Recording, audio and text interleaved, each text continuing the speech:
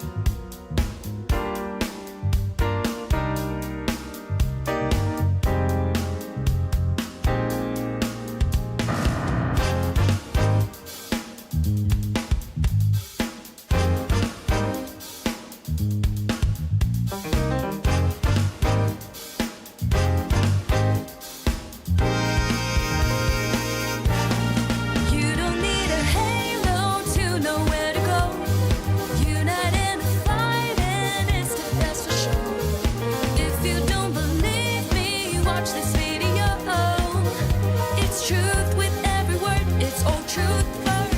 You don't need a halo to know where to go. Unite in the fight, and it's the best for sure. If you don't believe me, watch this video. It's truth with every word. It's Old Trafford.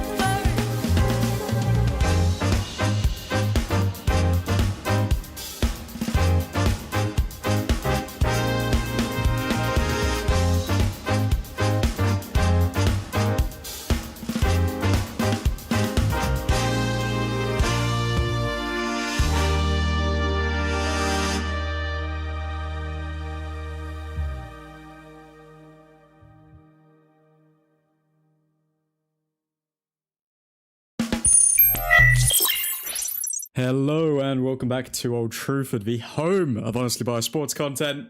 How are we doing, folks? Today we are going to be reacting to Manchester United v Newcastle on Boxing Day. The only game on Boxing Day, as Diego has said down here. How are you doing, Diego? Traffordians! Only one match on Boxing Day, and it's the greatest team to have ever played the beautiful game on display. Kind of skewered that one, but let's try again. Only one match on Boxing Day, and it's the greatest team to have ever played the beautiful game on display. It's the only one that matters, most of them all. United. How you doing, man? Hello, McKenz. How you doing? How confident are we feeling today, guys? Because I'm going down the timeline, and I'm actually seeing people saying that they would have preferred Martinez in the midfield instead of Ugarte, which says a lot. It says a lot. I'll just get this up for you for 1 sec. Just need to fix this. Not confident? Yeah. For some reason, I'm feeling quietly confident about this game. The midfield looks rough as balls. I mean, we've won games before with Casemiro and Ugarte, but against a Newcastle side that likes to press high, I mean, having a midfield that isn't the most mobile with Casemiro and Ugarte is not a good start. But having said that, I don't think putting Martinez in the midfield would have made much difference to that. So I'm feeling fairly confident.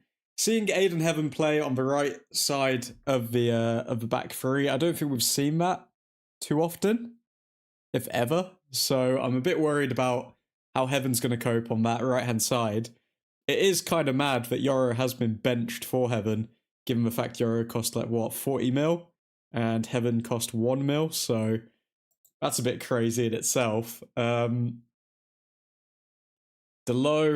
again, I'm not confident with Delo starting right wing back. I mean, for whatever reason, I think in this 3-4-3 system, I think Delo actually performs better at left wing back instead of right. What else? Dorgu, hopefully. I mean, Dorgu, again, he's still rough around the edges. A lot of people have been early to jump on the Dorgu hate train. I think Dorgu's going to have a good game today. And then Mason Mount as well. Just been watching an interview of Mason Mount. Hopefully he turns it up for this Boxing Day match. But yeah, we'll have to wait and see. Going to get battered in the midfield. Newcastle's midfield is big and fast. They won't keep up. We have no choice with Delovo. All of our African players are gone. Yep, that's true. I mean, that is very true. We're kind of stuck with him at this point. As long as he doesn't have the captain's armband today, then I'll be all right. Because seeing him wear the captain's armband against Aston Villa, that was the final straw for me. But let's see what's going on the timeline. Let's see what's going on here. So, Patrick Dorgu says, we need to play well in all 90 minutes, stick to what we've been doing the last 2 games and try to score more goals. I will try to help the team, and I'm sure a lot of other players will do the same. Bruno is a big player for us and helps us a lot on the pitch, but we need to step up when he's not there as well. Those are fighting words from Dorgu. Let's see if he lives to them. Bring back McSauce. We were talking about that last live stream. McSauce, I definitely can see McSauce coming back at some point. Never wanted to sell him. I mean, selling McSauce for Ugarte, that's terrible. Big news today, though, guys. What a moment for the Fletcher brothers. So, the Fletcher twins are both in the matchday squad. I wonder how they got to decide who got the lower number. But yeah, very interesting because obviously Fletcher came through the Manchester United Youth Academy system, and now his twin sons have done the same. So let's see if either one of them can have the impact that their dad had. What else have we got here? Roy Keane, I think tonight. Let's pause this before anything. I think tonight Newcastle will fancy their chances. Agreed. I certainly wouldn't make Manchester United favourites. I'd make it 50-50, says Jamie Carragher. But meanwhile, Mazraoui's starting for Morocco. Good for Morocco. Could use McSauce so badly right now. Guys, this is one of my hottest takes when it comes to McTominay and Fred. I think if McFred were around now, during this era of Ruben Amorim and the 3-4-3, I honestly think that they would play really well in this system. I think if we had McFred now, it would actually help us. I think they would thrive. Could use McSauce as a shadow striker. That sounds very very mysterious. I mean, shadow striker. Hi, admin. Man U 1, Newcastle 0. As for Mali v Morocco, my nation, 1-0 Morocco. I mean, I'm not going to question you on the Morocco prediction, Double I, but predicting Manchester United to keep a clean sheet when we've kept one all season, that's brave, man. That's brave. Everyone else, what are your score predictions? I'm feeling it's going to be a high-scoring game. I think I saw a stat somewhere that both teams haven't kept a clean sheet in their last 10 games. So both have leaky defences. I'm going to say it's going to end up like 2-2 or 3-2 tonight. I think it's going to be a good match. Needs to be very specific versions of Scott and Fred, though. Needs to be final season Fred and current Scott. Final season Scott was good as well, man. Final season Scott scored 10 goals. I mean, I'm going 2-2 draw for the sake of our team. I'm with your thinking, Diego. I'm just trying to be blindly optimistic and go with a 3-2, but let's see. This is where it ends up like a 0-0 or something. Did everyone have a good Christmas, by the way? Hope everyone enjoyed themselves. Changing room. Okay, that's nice. Butcher at the central centre-back position. I don't know what's shocking about that. Time with our fans. What else we got? Manchester United have lost 14 Premier League games for the third consecutive calendar year, but the Red Devils haven't suffered more league defeats in a year since 1989 under Sir Alex Ferguson, 18. Interesting, okay. So, I mean, I guess it goes to show that Sir Alex Ferguson obviously had a very rough start to Man United. What else do we have? Any more updates? Let's see. Still couldn't have McFred as a duo, though. I honestly think we could. I honestly think we could have McFred as a duo in this system. Need to play separately. I think Fred would bring the legs and McTominay could get further forward. And then you've got 3 centre-backs. I honestly think that you could. I'd love to see it. Somebody load up Football Manager and then just put McFred in this current team in the midfield and you'll win the Champions League. That's what I'm saying. Even though we're not in it. But let's see what Gary Neville's had to say. Gary Neville, the biggest problem for Man United is not players at AFCON, it is the players at the back. They missed De Ligt and Maguire. That is a big problem. I think Martinez on his day is our best centre-back, so obviously he's returning from injury. Let's see how he performs in the middle of the back line. I honestly think that Martinez is a better centre-back than De Ligt and Maguire. Call me crazy. I think he is. They look really open at the back, and that is something they have to deal with. The lads in there are struggling to deal with it. I mean, we were conceding goals when De Ligt and Maguire were in the back line, so it's a hard one because if you look at the start of the season, we're still conceding goals with them in the back line. So to suggest that it's purely because they're out and that's why our defense is struggling isn't really the true story, is it? What's Fred doing now? Is he still in Turkey? Yeah, I think he's still in Turkey. What is it? Is it Besiktas? Or is it Fenerbahce? It's one that Mourinho was at. Martinez is our best ball playing centre back, but neither Maguire or De Ligt have the pace to be the outside right hand centre back. Yep. Where would you rank those three as the centre backs? So if it was between De Ligt, Maguire, and Martinez, just in terms of all round centre back play, including tackles, including obviously ball playing, which is the best? Rank them from first, second, third. Because I'm going Martinez, De Ligt, Maguire. And skipper for tonight. Yes, come on. So Martinez is wearing the armband. It's not Diogo Dalot, thank God. It must have been Bruno Fernandes that gave Dalot the armband. I don't know who gave Diogo Dalot the armband to wear against Aston Villa because that was an absolute disgrace. Any more? So Roy Keane on Manchester United. If you want to make progress as a football club, you have to be harder to beat. They need to improve or we will keep talking about the same problems. If they keep giving up chances and goals like they are, they will never make the next step. And how you progress as a football club is you sell Diogo Dalot as soon as possible because if it weren't for him, I'm pretty sure we would have got at least a point against Aston Villa. A mixture of Dalot and Yoro is not a good mix on that right hand side.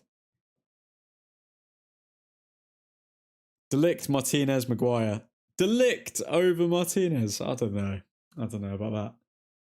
I guess De Ligt does score. He's a bit of a threat from set pieces as well. That's something that Martinez doesn't necessarily have too much of in his game. Dalot the GOAT, double I. Get in the bin, mate. Get in the bin. Don't make me get the mod McKenns to bleep you, mate.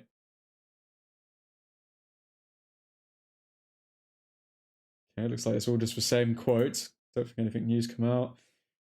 Jamie Carragher, I don't think they'll finish in the top 4, but they need to get into Europe. The bar has been set so low after last season. They spent a good chunk of change in the summer. They should be where they are in the table. Qualifying for Europe, the Champions League would be a step too far. They were really good at Aston Villa. People keep hyping up the Aston Villa game, but I don't actually think we were that good. I mean, everyone's hyped it up, but I honestly think that we've played a lot better in the season than that. Dalot, the admin's favourite scapegoat. Oh, come on, double I. Scapegoat. I mean, Morgan Rogers doesn't score that second goal if Dalot actually stops that cross. I mean, he's walking over to the player who's crossing the ball in. Shameful. Shameful. But yeah, I am feeling a 3-2 win tonight, guys. So I think we're in for a cracker. I think we are in for a Christmas cracker. We like to have fun around here.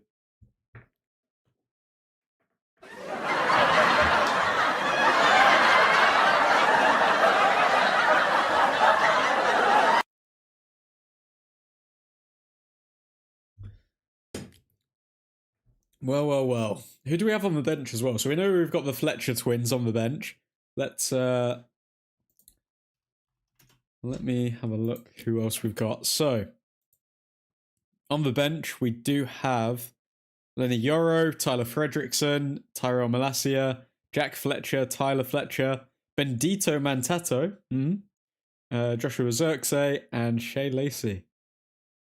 So we are missing 3 players because of international duty. Matt De Ligt because of a back injury. I think he's back in a few days apparently. Maguire because of a knock. Bruno Fernandes because of his hamstring. And Kobe Mainoo because of his calf injury. Oh, man. Poor timing from Bruno. I don't like when admin makes jokes. What do you mean? Why don't you like when I make jokes? Delo was definitely at fault for second goal. Yep. Admin, stick to United content and stay away from jokes. I like the. What about the best of both worlds, guys? We can make Manchester United jokes.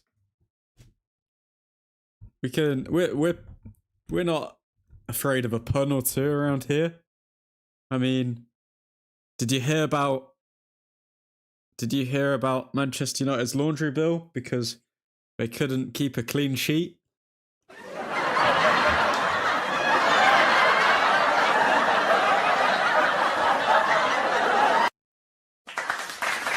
No, please, guys, stop, guys, please.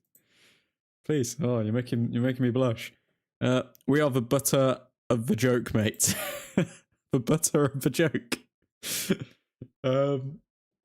Yeah, that is what we are. That is what we are.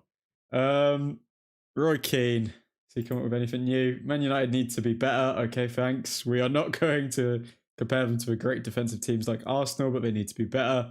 I still feel that anytime I watch Man United, as good as they are going forward, teams seem to create chances. I swear, Roy Keane's just been put on repeat for all of this punditry stuff because he hasn't said anything new for the past 4 weeks. But I guess he's watching the same game every week, so he kind of has to say the same stuff. I still feel that anytime I watch Man United, as good as they are going forward, teams seem to create chances so easily. If you want to make progress as a football club, you have to be harder to beat. They need to improve, or we will keep talking about the same problems. If they keep giving up chances and goals like they are, they will never make the next step. Lads, how confident on a scale of 1 to 10 are we feeling? Because Newcastle fans, they have been a bit loud, you know. They have been a bit loud this season. If we were to lose this game, Manchester United would continue to be 7th, I believe, but Newcastle may leapfrog us on goal difference, so we could move down to 8th, which would be a shame because we've actually played really well this season, but I mean, we would just allow Newcastle to enter the top 5 race as well. It's not looking good, but if we do win today, then we do go all the way up to 5th. So we're back in the Champions League spots on the same points as Chelsea, just below on goal difference, but they would have a game in hand. I mean, Chelsea have only won 1 game in their last 5. Like, Chelsea are in terrible form, and they're still in the top 4. Terrible. I need Lacey to get a 30-minute cameo. Will Lacey get a 30-minute cameo? Is Lacey in the... Oh, yeah, he is. Okay, so will Lacey get a 30-minute cameo? I doubt it. Because I think Joshua Zirkzee is probably more likely to come on before him. And I think we're going to keep Cunha and Mount on for as long as possible. I think it might get 20, 25 minutes. Walter Messi, ole, ole, ole. Screw you, Christian. Screw you. Come on, United. All we need is for Šeško to turn up today. And hopefully he's got a bit between his teeth, because Newcastle fans have been leery about saying Watchalong is better than Šeško this, better than Šeško that. But we need to prove them wrong. Although Watchalong has played very well this season. 7 goals, 1 assist for Watchalong. He's in the top 86% of forwards for goals, 87% for chances created. So he doesn't just score, he also creates. But he is prone to a stinker, is Watchalong. I mean, against Sunderland, he had a rating of 4.6, but he did score an own goal. And Fulham 6.3, 6 against Marseille. I mean, we'll see. Hopefully Šeško proves us right. What's the team we call United? Manchester United. Manchester. Shishko to turn up. Yeah, fat chance. Bigger chance of him recovering.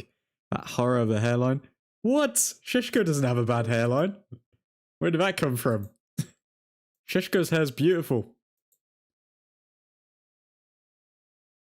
Okay. Let's see what else then. Anything news come out? I feel like everyone's still recovering from Christmas, admin included.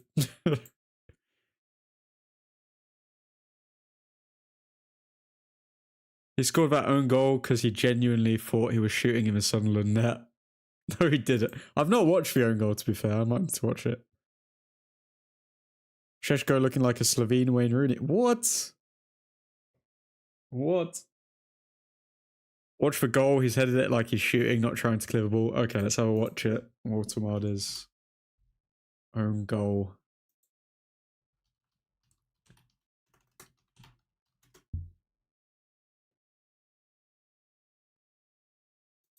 Bet 3. Don't want to listen to you. Bet 365. Let's just have a quick watch of Watermarder's own goal.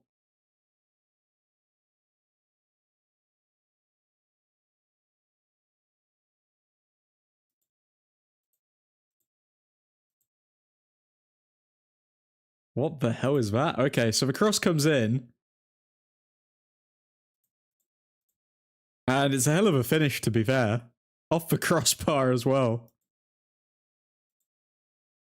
I'm trying to work out what he's trying to do. Like, I don't know what direction he thought that ball was going to go in by hitting it like that, but Watermarder has scored more own goals than Sheshko, and that makes him a worse player in my eyes.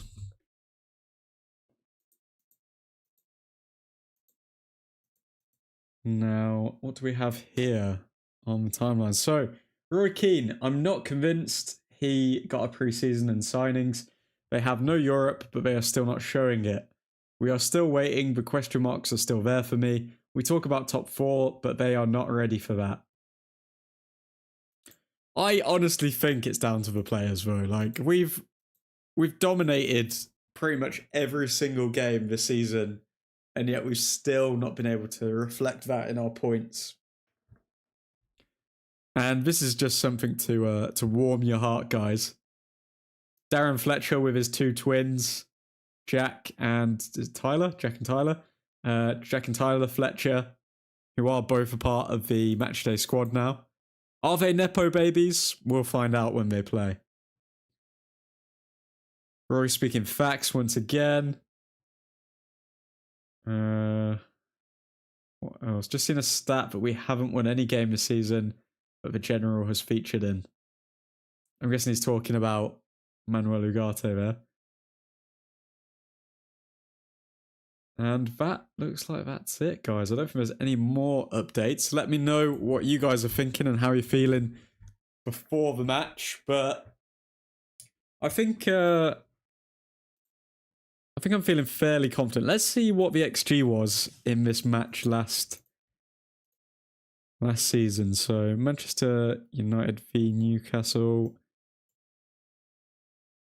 Okay, so we lost 2-0 last season at home to Newcastle. Newcastle had an XG of 1.92, whereas United had an XG of 0.9. I can guarantee you these stats will be very different this season. I think United will finish with more XG than Newcastle. I think we'll defend fairly well. And then we'll go on to score. It'll be 1-0 up, but then Newcastle will score just before the half-time whistle. So then it'll be 1-1 going into half-time. In the second half, Newcastle will score first, and then it'll be 2-1, and then United will come back and make it 3-2. Mark my words. 3-2 win for Manchester United tonight. Ruben Amorim about to make it 2 in a row of no European football. We're getting European football, Christian, don't worry. You guys have only won 1 game in your last 5, and your manager's already flirting with Man City, so wouldn't be too confident if I was you, Christian. Stats will be different, result the same. Ole, ole, ole. You need to stop with this LA thing, man. But yeah, what other games do we have tomorrow? Because obviously they bring up the big dogs for Boxing Day. Of course, Man United are the only team to play on Boxing Day, but tomorrow all of the other, you know,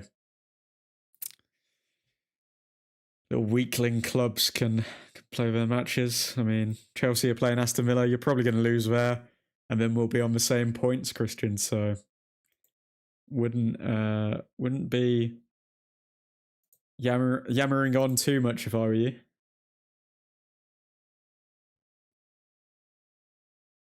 And we are still above you in the table with more games. So how shiz is your team in? Christian, by the end of this game week, we'll be on the same amount of points, and you'll just have a higher goal difference. Guarantee you, mate. Hate to break it to you, but that's just how the cookie crumbles. Sen Larman's warming up. Temperatures are rising. I mean, look at those calves. Look at those thighs. Sheshko is going to score a long ranger today. Mark my words. Mark my words. But yeah, basically, regarding the lineup, we've got Larman's in goal. We've got Shaw, Martinez, and Heaven in the back line. Heaven, we're not too familiar with seeing him as the right centre-back. Again, I can't remember any games where he's played as a right centre-back. Martinez coming back is a big boost. I think Martinez will have a good game. Having Martinez and Casemiro in the same side improves the fight within the team by about 5 times. So I think they are going to be up for the battle.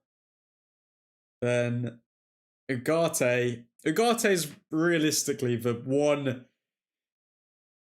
black mark on this team, because other than Diogo Dalot, because I mean, it's a bit of a bad record when Ugarte has only lost the last 7 games that he started in. So that doesn't fill me with confidence. That does not fill me with confidence at all. Although something's just come out, guys, on Twitter saying that Martinez could be playing as the right centre-back because he's warming up there. Let's take a look at this.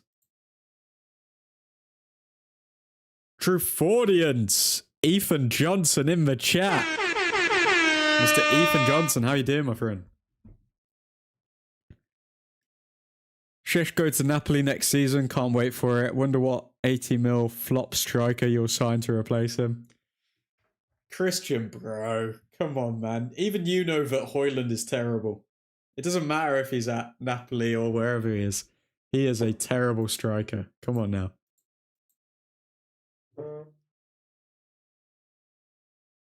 So yeah, United are warming up with Alessandro Martinez as the right centre-back. Interesting. Very interesting.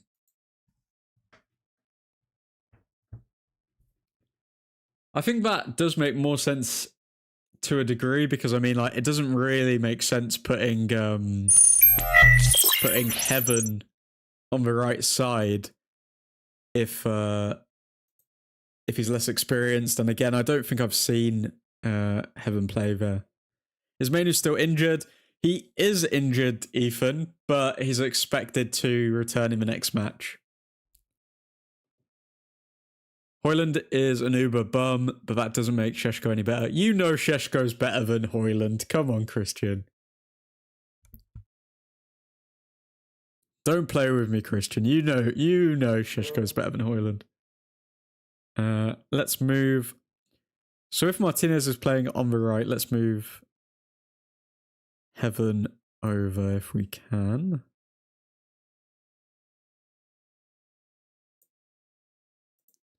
Okay, so we're going to move Heaven over here. You're sitting behind the Wizards curtain, guys. It's funny, one thing I have noticed is I think the central centre-back, his main job is dealing with aerial threats and stuff like that. I think he just has to be like a lump in the midfield, in the middle of the centre backs. That's why De Ligt plays there. That's why Maguire plays there, and I think that's why Heaven plays there, because he's like a 6'3" lump to just block people off. Højlund had a better first season compared to what Šeško has produced so far. Did he? Did he? I mean, Højlund properly stat padded, I think, in the lesser competitions, whereas Šeško realistically can only score in the Premier League because we've played no cup games. Speaking of flops, Michaela Mudryk has entered the chat. Where is Mudryk these days? Isn't he like competing at the Olympics or something? He's changed his career, I heard. Okay, let's see. I think there's some more updates coming through. So let's see what Ruben Amorim's saying to us. Ruben Amorim asked if he had a good Christmas. Yes, a lot of planning, and to be a manager of Manchester United is always a pleasure in any situation. So it was really good. I mean, yeah, fair enough. Šeško warming up. Ruben Amorim on tonight's system. We'll have to wait until the start of the match to know. It will be very clear, but sometimes we'll be 3 and sometimes with 4. Nothing unusual. So, yeah, I mean, for people wondering if we're going to play a back 4, for people wondering if we're going to play a back 3, the answer is we're playing both. So, everyone's happy. Everyone is happy. Mudryk is a better player than Šeško, and the guy's a goddamn drug addict. I warned you guys about Šeško for a reason. Christian, mate, come on, you're being silly now. To say that bloody Mudryk is a better player than Šeško, I mean, I think you're one on drugs, mate. Come on now.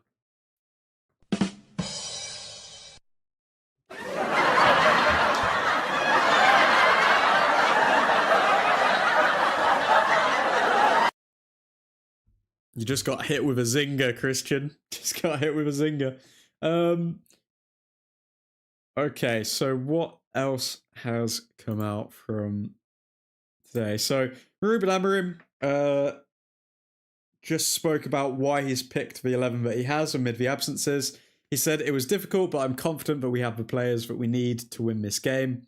Of course, we need to be really smart today. We need to be physical. We are ready for that kind of game in Boxing Day when everyone is watching, so it's important for us. Now, usually when we've got a game with odd timing or when everyone's watching us, we've kind of capitulated. So I'm not feeling the most confident going into this, but I think Aiden Heaven pockets Walter Marder today. 3 goals and assists in 13 games, by the way. What a striker for you guys. Trust the process, Christian. Trust the process. Šeško's scoring tonight. I've got that feeling.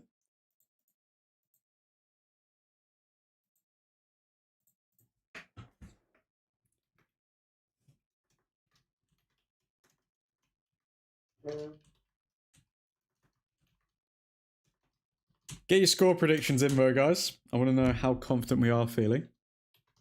I'm going with a 3-2.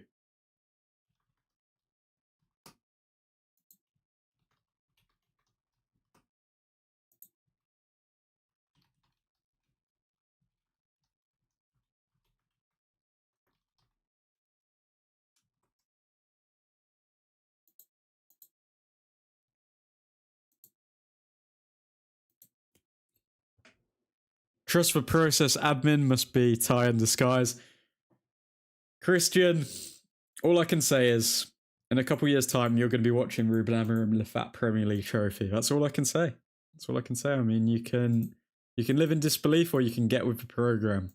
I mean, we're more than happy to have you on the program, but you're gonna have to get with it.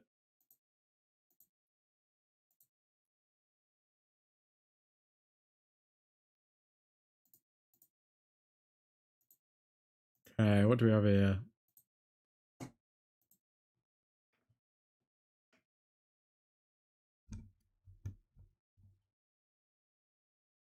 I wonder what positions the Fletcher brothers actually play. So Jack Fletcher is an attacking midfielder, and his preferred foot is left-footed, so he's left-footed.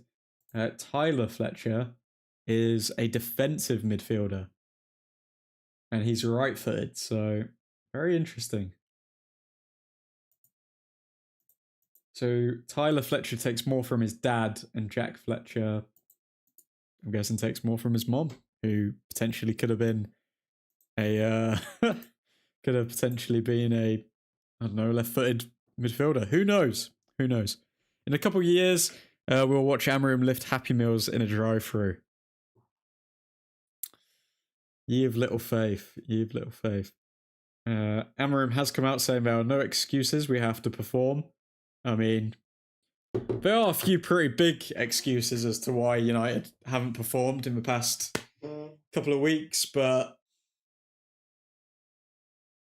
we'll have to experience those together, folks. We'll have to experience those together and just forget about them and say, okay, it's time to win. No matter what, we need to win today.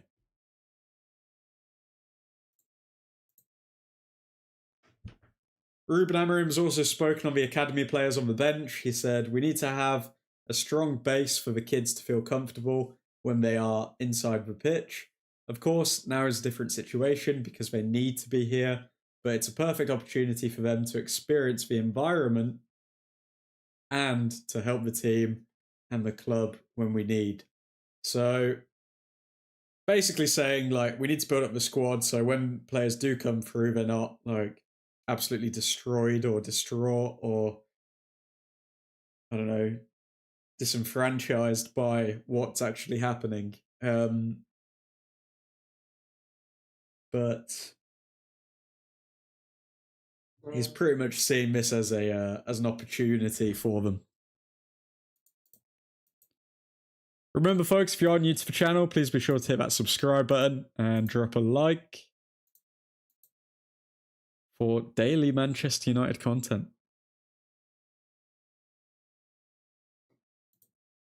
We've also had more quotes come out. So Ruben Amorim on Lisandro Martinez being made captain. He spent a year recovering from the injury, but during that time, he was always there, always in the meeting, always helping the players, always pushing.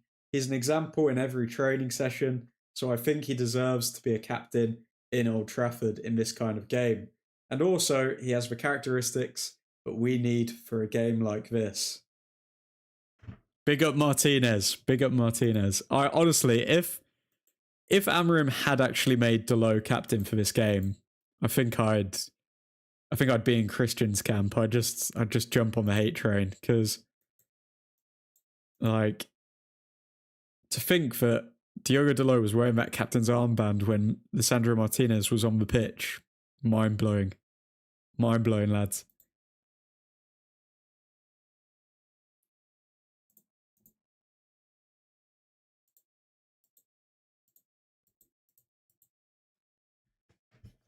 Okay, so let's see what else we have here. That's what we just read out regarding Ruben Amorim talking about the academy players.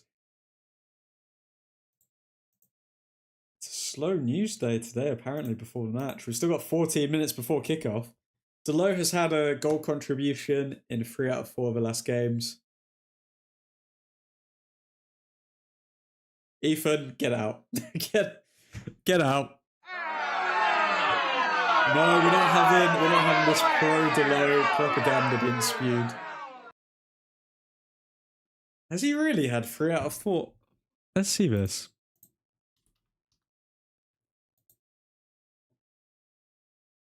Let's see Dalot's last 4 games. So in the Aston Villa game, he didn't pick up a goal or an assist. In the Bournemouth game, he didn't pick up... That's a fake stat, bro. In the Wolves game, he did pick up an assist. West Ham game, he picked up a goal. Fake news. You're spreading fake news, Ethan. He's got an assist against Bournemouth and a goal against Wolves.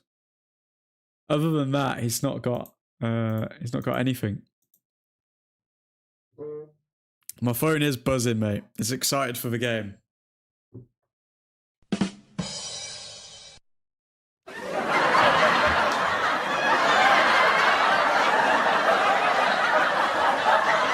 I'm not endorsing it. I'm just mentioning a fact. Ethan Johnson with an absolute truth bomb to ruin the admin propaganda narratives. Admin, your phone's buzzing. Admin, Dorgu or Delo? I'd still pick Dorgu over Delo, if I'm being honest. Admin, go to your bookmarks on X. Why would I possibly do that? Why would I possibly do that, McKenzie?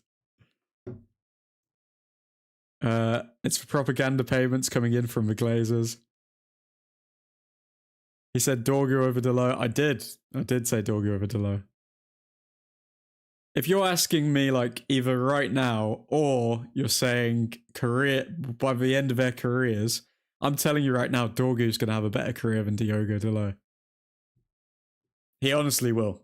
He honestly will have a better career than Diogo Delo by the time it's finished. Diogo Delo's highlight of his career is wearing... wait, what's going on? It's definitely full of Delo love posts. That's it. It's a love-hate situation with Delo. I love him so much that I have to hate him in front of you guys. What's happening, everyone? Happy Christmas to all. Happy Christmas, Keith. Keith in the chat. I've had a better career than Delo and I don't even play football. Hope everyone's had a good Christmas with family members. I hope everyone's enjoyed the festive season. I mean, I haven't got too drunk, but this is going to be the cherry on the Christmas cake today, guys, because we are going to win 3-2. Mark my words. Right now, you pick Dorgu over Delo. Right now, do I pick Dorgu over Delo? Yeah. I think give Dorgu a run of games in the left wing back position, and he will be a more vital player to us than Diogo Delo. What did everyone get? Yeah, what did everyone get for Christmas, guys? I mean, I'm hoping to get 3 points. I'm hoping to get 3 points. We should get Bruno from Newcastle. There's no point in getting Bruno from Newcastle because he would be in a similar position to Kobe Mainu. Like, Kobe Mainu and Bruno Guimaraes are very similar players.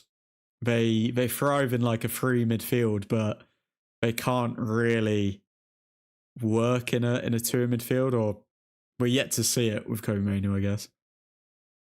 Just give them all the money they want. I drank a bottle of Hennessy, Jameson, and Captain Morgan in 3 days. I have went full pisshead mode for sure. Sweet Jesus. Sweet Jesus, Keith. I mean, you've still got New Year's to get through as well. New record player, receiver, and speakers. Ooh, okay. I'm just imagining Mr. Ethan Johnson listening to the Old Trafford intro just on repeat on his speaker system. That's gonna be some good ditties. No P.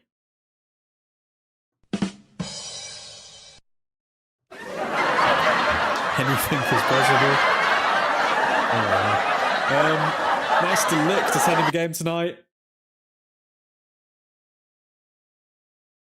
I mean, if that's one of your guys' moms, then watch out. The lick's on a mission. Honestly, there hasn't been a lot of news surrounding this game. I feel like a lot of people are just completely passed out from Christmas. I got so much stuff, clothes, all natural soap from an Irish small business. 1,500 euros, a World War II jerry can, but was modified into a full bar. Wait, what? What do you mean a full bar? A Ninja barbecue smoker. I'm stacked. What the hell? Like, what is a World War II jerry can? I'm guessing the 1,500 was from your in-laws, Keith, because I think I remember last year you saying something like that. Admin's mom spotted. Way. Hey, don't you ever talk about Mrs. Admin like that. Jerry can that holds fuel. But how? But that's quite small, isn't it? How can it be modified into a full? What's a full bar? Or am I thinking of something else? What is Dorgu plus Delo? Dorgo? Dorgo, you're a good Dorgo. I don't know anyone named Jerry. It was modified to hold bottles of whiskey and Coca-Cola and whiskey glasses. That's pretty cool. That's pretty cool. I mean, people used that in World War II to survive, but now it's used for your whiskey and Coca-Cola bottles, Keith. So that's what matters. People died for that jerry can to get there, but don't worry, Keith. As long as it can store your whiskey, it's all good.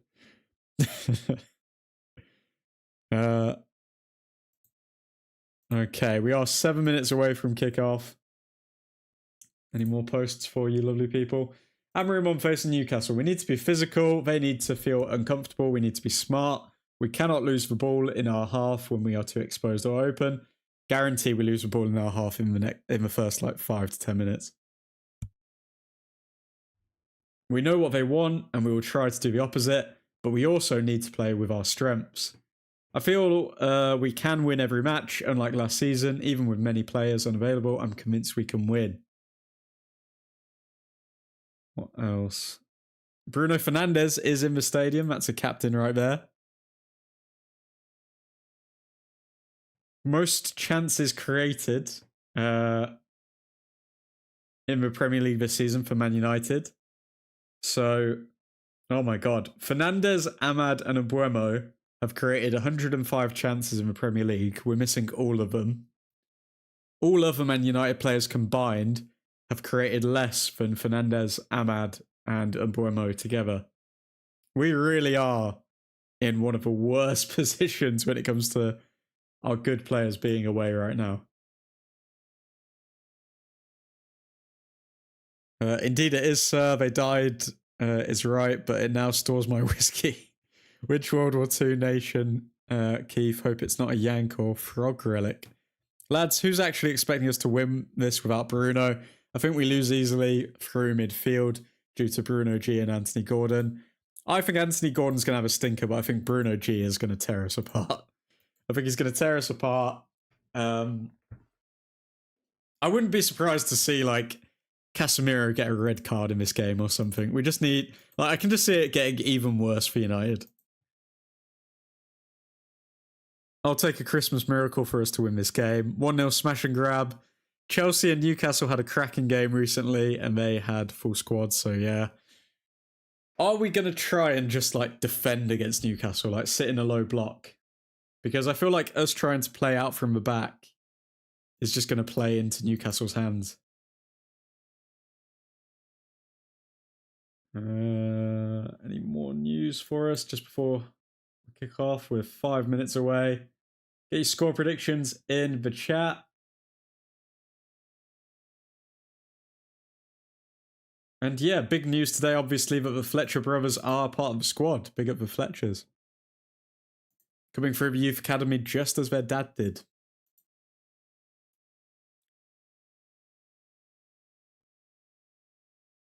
Walter Marder hat-trick on praying. Screw you, Christian. That's the only option. Ugarte is shiz on the ball. Walter Marder will score. Christian, I already predict that. No, Keith! Don't give in to it. Let's get ready for kickoff. I think that's all the news that will come out for the match.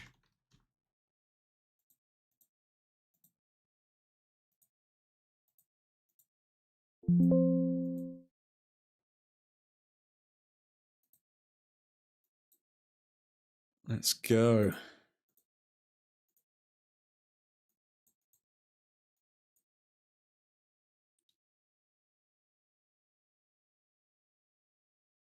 Ugarte is such a bag of shite.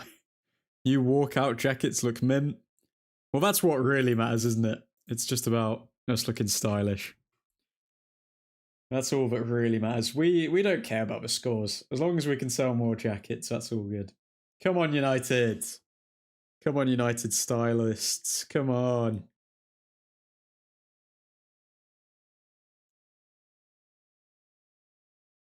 Waltemada will pat Martinez on his head. That dirty hot. Oh, man. Seems very charged, very aggressive, Christian. I think he won't be doing that because he's going to be coming up against Aiden Heaven down the middle of the pitch, and Heaven's going to dwarf Waltemada. That's what he's going to do. Waltemada injury in the first 20 minutes. Now that's what we love to hear, Cal. Come on, more of that, please.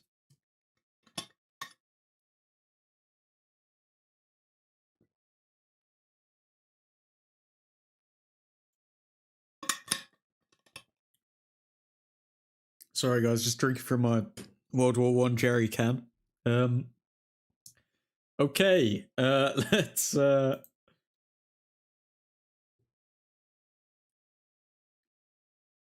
move over here.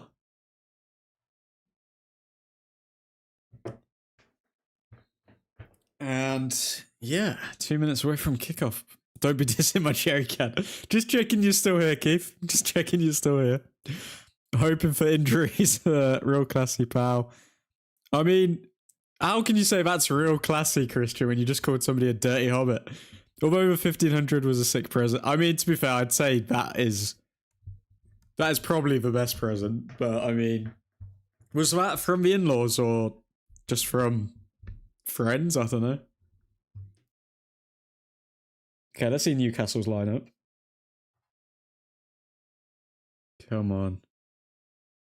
So Aaron Ramsdale. Oh my god, Aaron Ramsdale's going to turn up, isn't he?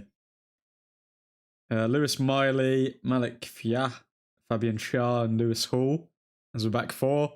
In the midfield, we've got Tonali, Ramsey, and Guimaraes. And up top, Jacob Murphy, Anthony Gordon, and Waltemada. Don't know what happened to my voice there. Where are we? It was irony, admin. You know I cheer for a Mount injury any day. You are scum of the earth, Christian. Scum of the earth. I'll give it another 2 games and Reece Hamstring James will be out for the season. Palmer wouldn't make it to the World Cup due to injury. I got it from my mother-in-law. Big up for mother-in-law. Have you been tempted to have any tweakments with the mother-in-law, Keith? I mean, that's one thing I remember as well from our previous chats regarding the mother-in-law.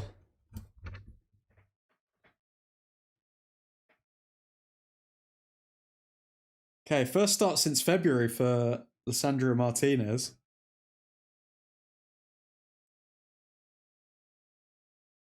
Team huddle. Martinez having a word with him. If Reece gets injured, the English get during the World Cup. Is all I will say. Someone needs to show Amorim the stat to do with Ugarte starting games. Left my ass off. We've got no alternatives, Johnny. It's either play Ugarte or throw like a 17-year-old into the game, which I don't think would be the smartest of things to do. Okay, kick off any second, lads. Newcastle 2 kick us off.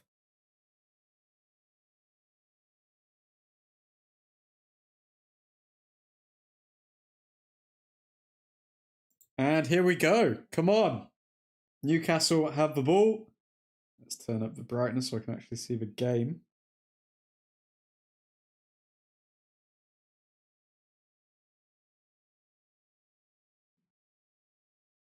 Is available? I would have put Martinez in midfield because having 2 centre-backs lower than 6 foot against a 6'6" Waltemada is dark times.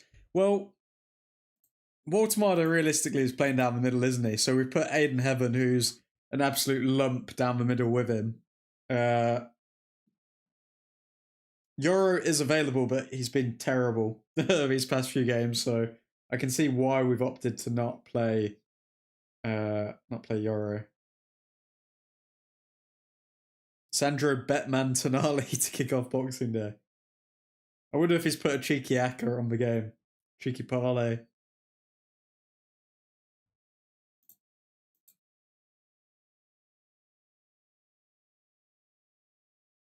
Okay. Low on the ball. Tricky voice correct. The low on the ball. Cunha trying to pass it to Casemiro. We've given away the ball already. Heaven, good. Casemiro to Mount. Okay, come on. Go on, Mount. Look at him go. Running into space like a young Bruno Fernandes. Okay, plays it out to... Is Dorgy playing on the right-hand side? Wait, what the hell is going on? Oh my god, wait, what? Is Luke Shaw playing as a... Is Luke Shaw playing as a wing-back?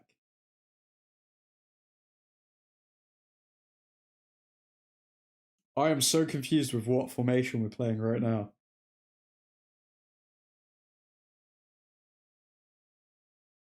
It looks like Luke Shaw's playing as a wing-back.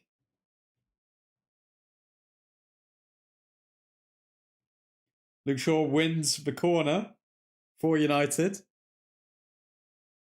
It does look like Deleu's the right centre-back, doesn't it, Johnny? I don't know what the formation is right now.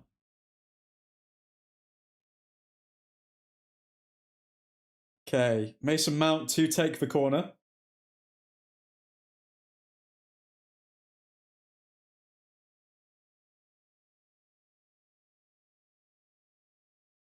Mason Mount whips one in. Casemiro gets to it, but heads it over the bar. Perhaps the stat of 6 games started and 6 lost for Ugarte is dark too. No, it's 7 games now, Johnny. It's 7 games started, 7 games lost. It's the only consistent thing he's got going for him. Not gonna lie, if Delo's right centre back, I'm scared, to be honest. I'm scared whenever I watch Delo play football. Now that's something that we do have in common.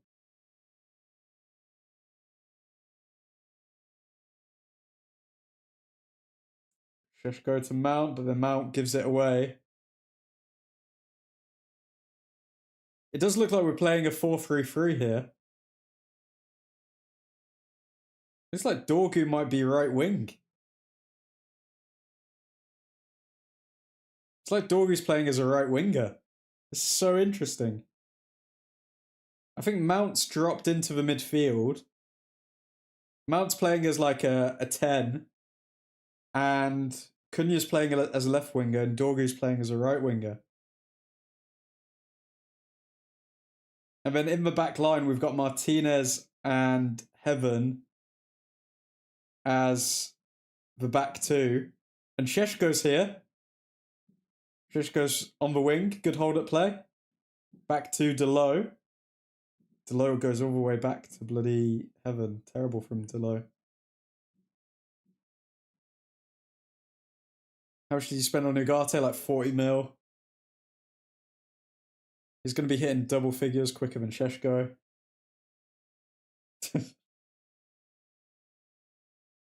This is so interesting to see Dorgu play as a right winger.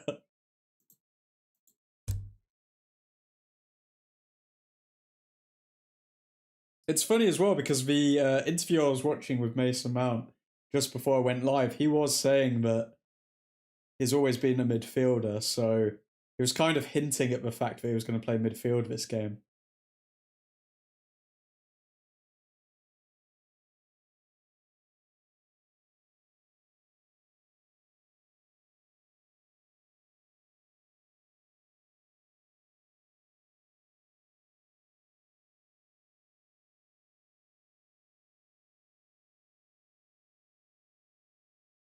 Martinez defending the ball, very good. Interesting start from United. Obviously wasn't expecting this formation change, but very interesting.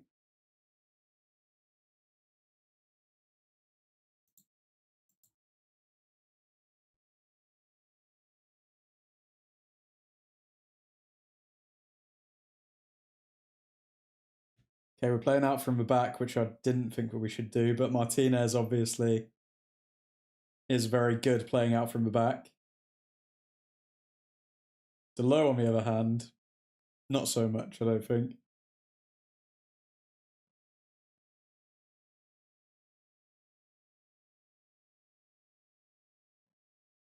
Dorgu getting pressed in this right wing position. Don't know if he necessarily feels comfortable on that right wing as the left.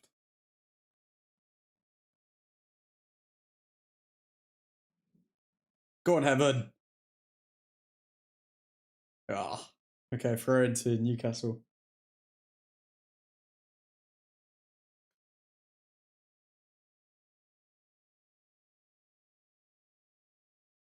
Okay, so it looks like Eddie Howe and his assistant coaches are trying to work out what United are doing.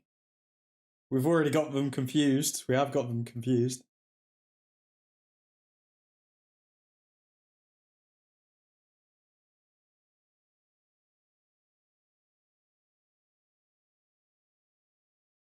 So Eddie Howe's won 5 of the last 6 games against Manchester United. Wow. Come on, Amorim. Bamboozle him. Bamboozle him. Low header forward. Ah.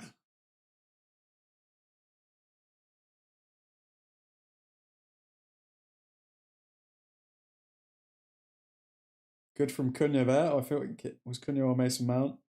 May have been Ugarte actually making that challenge. Good from Ugarte.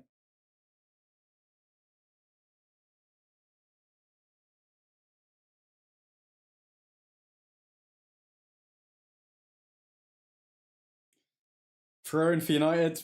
Newcastle are definitely pinning us back very well. I mean, it does feel like, other than playing long balls, we can't really get through them when we're at the back. We need to switch the ball quicker because there's so much space for Dorgu on that right-hand side.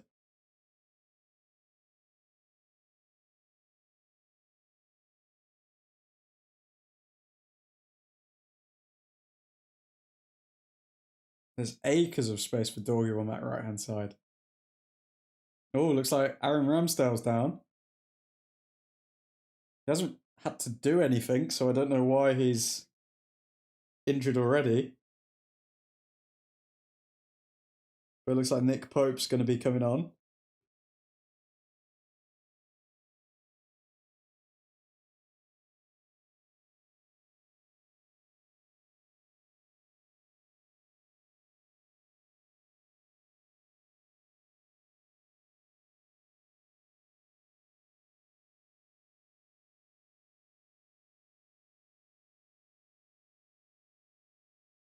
Aaron Ramsdale getting a nice little booty massage there, okay.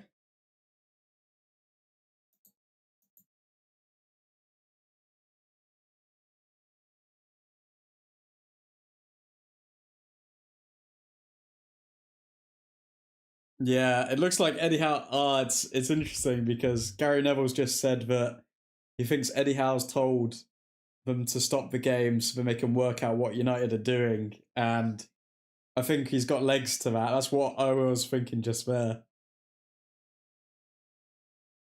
So Ramsdale may have been faking an injury there so that Eddie Howe could get some instructions out to his players.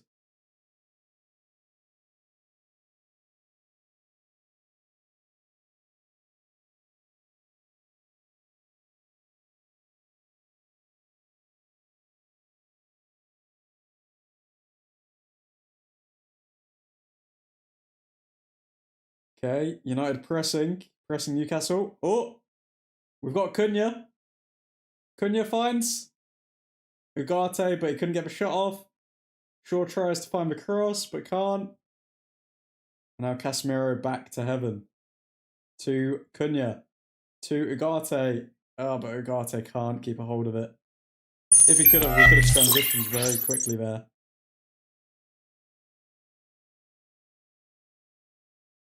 Newcastle wriggling. Mason Mount, good pressing, and wins the ball. Mason Mount out to Dorgu. Dorgu whips one in. Sheshko. Oh, what was that? I don't know what that was from Sheshko. He tried to turn, but he couldn't quite turn there.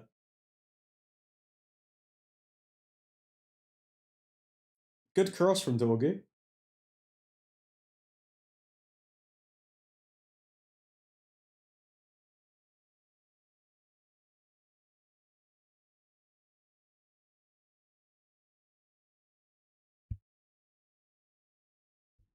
Come on, United. Newcastle on the ball. This looks like it started a very good game, very interesting game. Gordon forward. Dorgu defends, and Newcastle win a corner.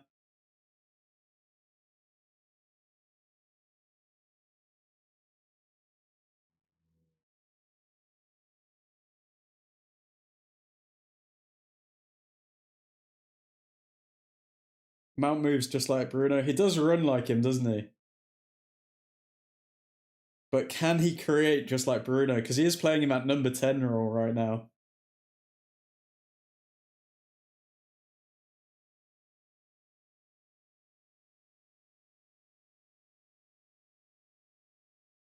Okay, Tonali to whip the corner in. Whips it in. I don't know what happened there, but I think Larman's kept it out. Cunha? Cunha kind of ran into a corridor there that he couldn't get out of. Oh my god, Diogo Dalot switches off. Tackle him right now, Dalot. Oh my god. Dalot is such a fool, man.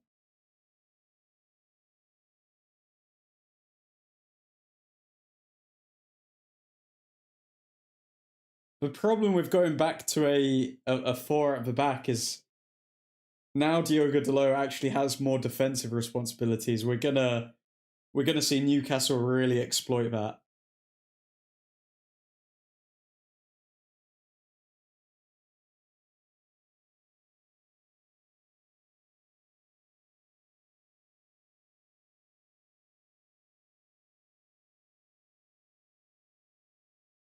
Who's down for United? Is that Dorgu? Oh, not Dorgu. Come on.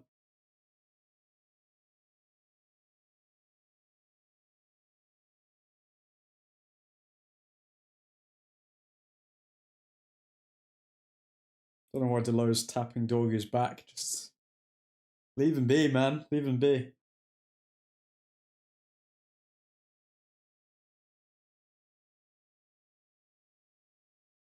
Okay, Dorgu's back up.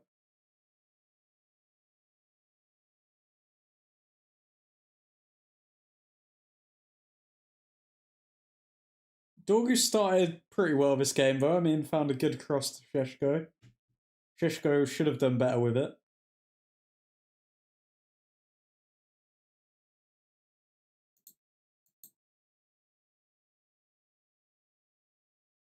Okay, Newcastle back on the ball. United defending.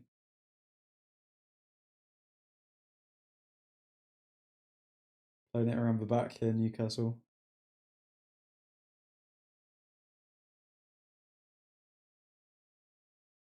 Ball forward. Defended by Martinez.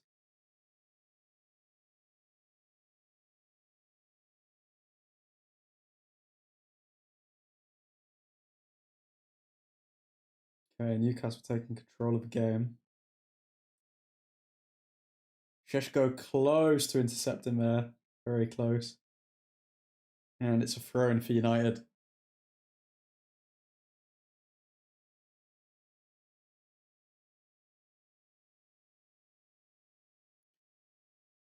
Let's see Dalot if he's going to do a long throw in.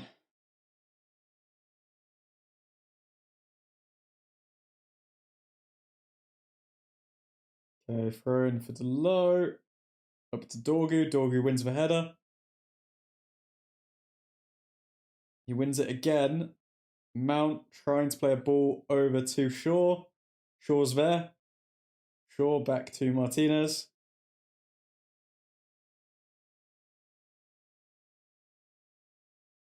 Heaven on the ball.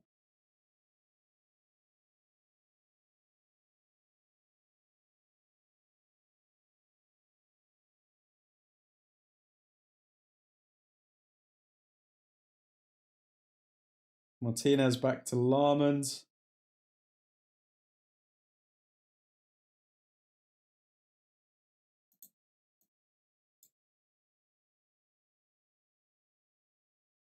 Casemiro. Oh, come on, that wasn't a foul.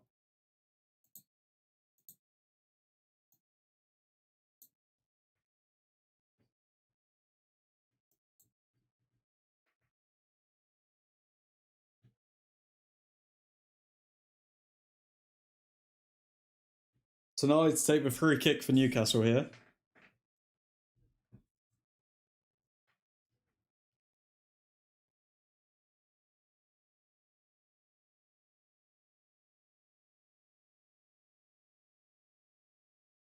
We've got to defend this set piece here.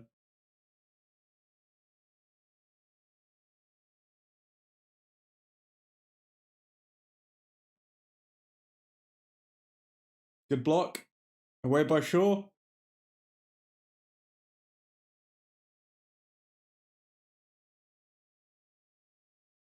And United are out. United aren't afraid to sit a bit deeper here. We're not really pressing Newcastle at all.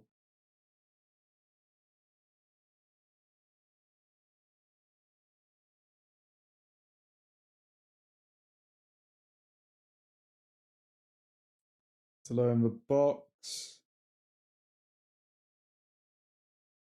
Ugarte is so slow, man.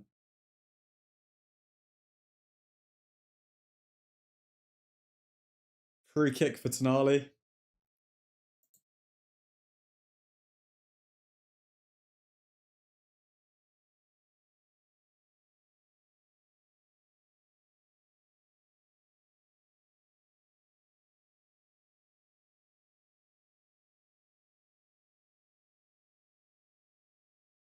Good cross there from Gordon, I think. Ugarte again. I just feel like every battle he kind of like misses. He just misses out on by like 2 seconds. He's just in the wrong position.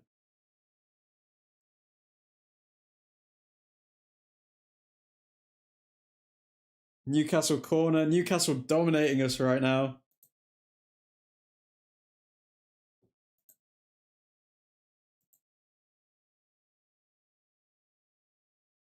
We're still winning the battle of XG, but it feels like Newcastle have really come into this game since the first 10 minutes.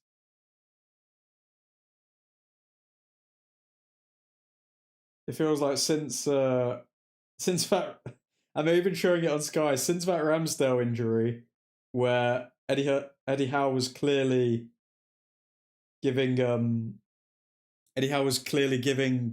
the team instructions, and it wasn't a legit injury. Newcastle have gone on to dominate the game from that point onwards.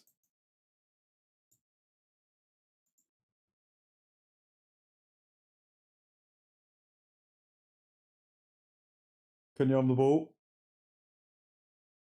Cunha forward to Dorgu. Dorgu fouled. Mason Mount still on it. Come on, you can't give that as advantage. Like, the ref should have given us that free kick. Good tackle by Ugarte, but that was given as a foul for some reason. I don't think that was a foul. Let's see this again. Yeah, no, a definite foul. Slow from Ugarte.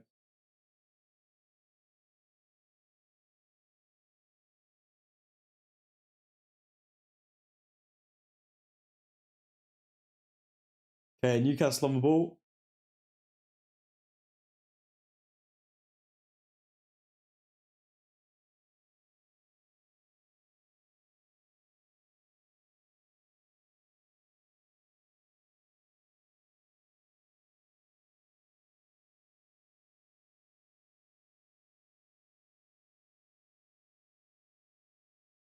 Newcastle coming forward. Down the left wing here. Gordon. V. Delo. Oh, God, sweet Jesus. Delo getting absolutely skinned. Oh, my God. Delo. Oh, my God.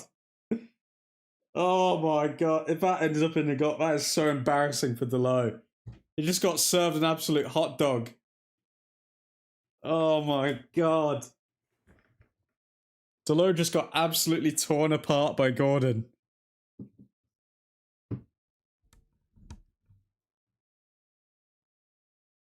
Oh, that's so embarrassing, man.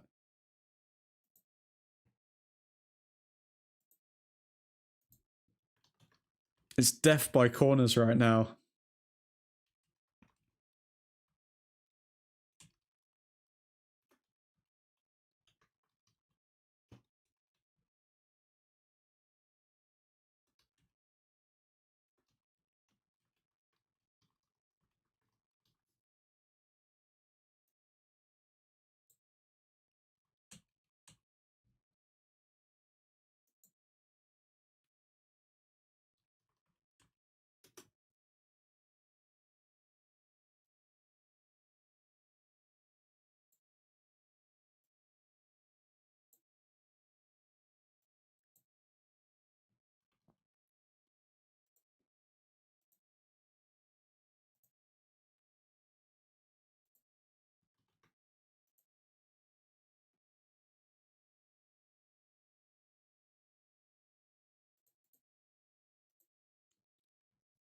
Oh, come on.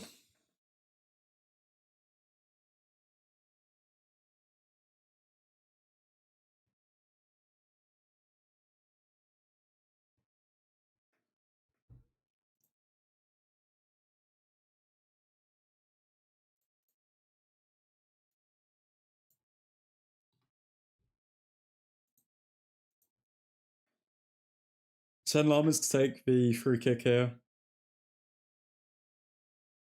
We started so well, but it feels like Eddie Howe's worked out what we were trying to do, and now it's just it's become a bit redundant now.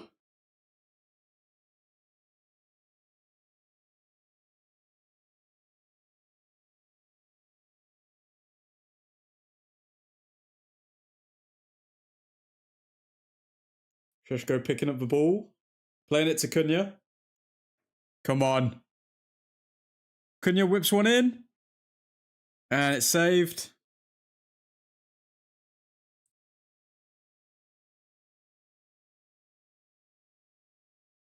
Dorgu in acres of space, man.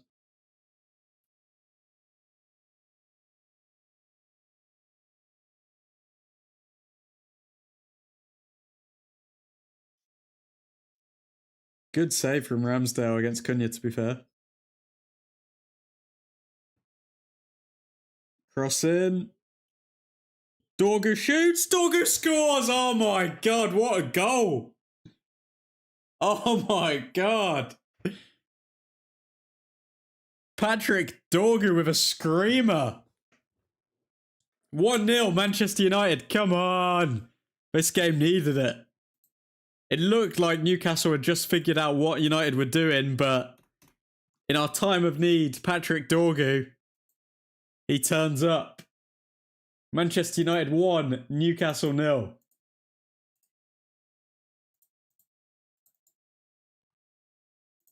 Come on, Dorgu. People kept saying, people were clowning on me, man. People were clowning on me, saying, but I was crazy thinking that Dorgu was better than Delo. Look at that.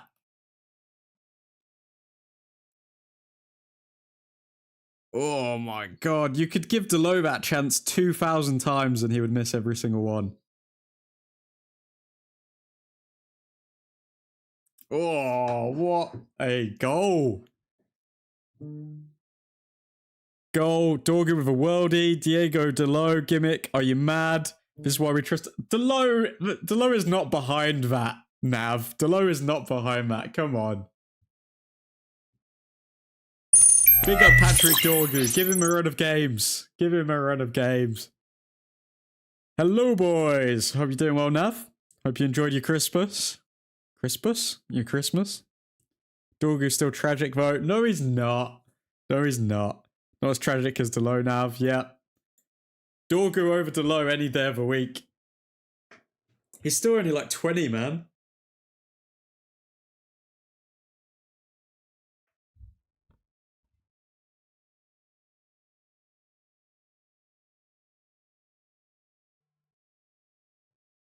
Okay, Newcastle on the ball. If we get another goal, then I'm confident we can win this game. Dorgu over Delo, but both are tragic. I think Dorgu just needs a run of games. I think give him a run of games and you'll see the real Dorgu. Delo. Okay, that was a decent tackle, I guess. Is that a corner anyway? Oh, terrible, Delo. Terrible, mate. Useless. Delo got bloody served a hot dog against Anthony Gordon, but that clip's going to be going everywhere. I mean, Delo got absolutely torn apart by Gordon.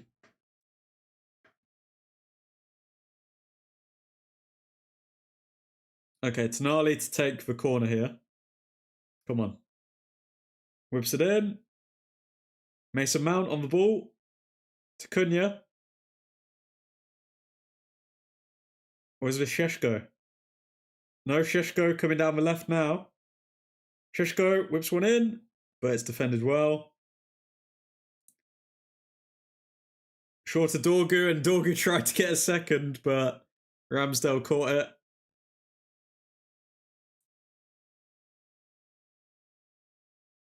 Thoughts on why Amorim changed his system, admin?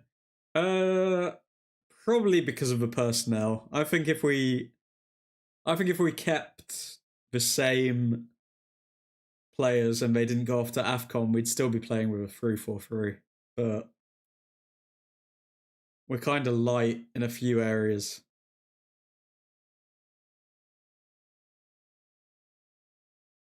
Also, I think he knows that you can't rely with a Casemiro and Ugarte midfield in the Premier League. All over the top. Go on, Dorgu. Oh, Dorgu, come on! Dorgu. Finds Mount. Mount almost finds Sheshko. Mason Mount's not having the best of games, I don't think. But Dorgu's coming in clutch. Somebody must have told Dorgu, play as if you're representing Denmark. This is the Dorgu that you see play for Denmark today. A Delo hat-trick will end the perfect Christmas. Just stop now. You need to stop, bro. You need to stop. Stop trying to make fetch a thing. Diogo Delo is trash.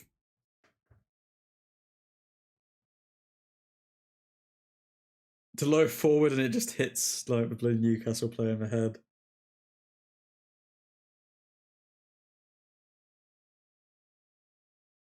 Cunha over to Shaw. Martinez back to Larmans. Larmans forward.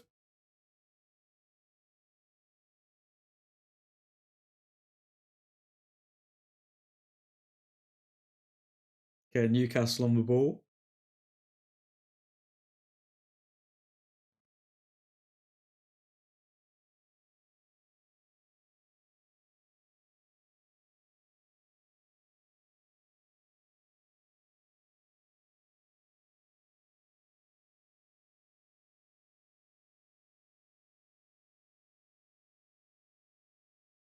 Newcastle players already slipping up with passes. Ugarte has been decent today. I don't know if I agree with that. I don't know. I don't think he has. I mean, for example, Manuel Ugarte has lost the most duels in the match. Like, he's not been good now. He's not. I know. You said that Ugarte is going to come good. He's not. He's not good. He's not a good footballer.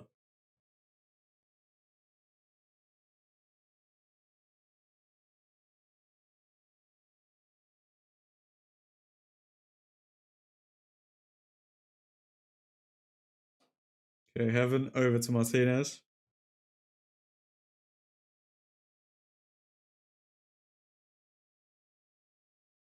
Heaven on the ball.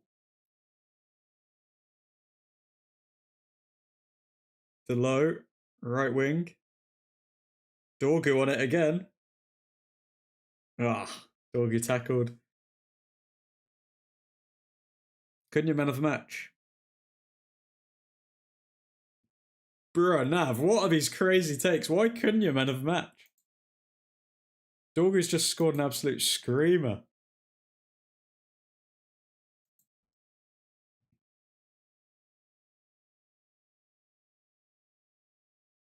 Casemiro to Shaw. To Cunha.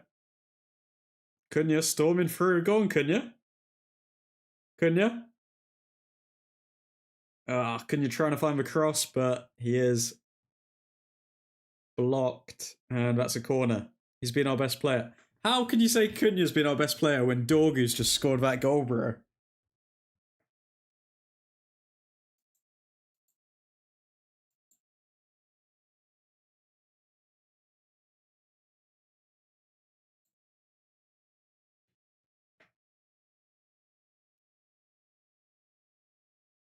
Okay, corner here.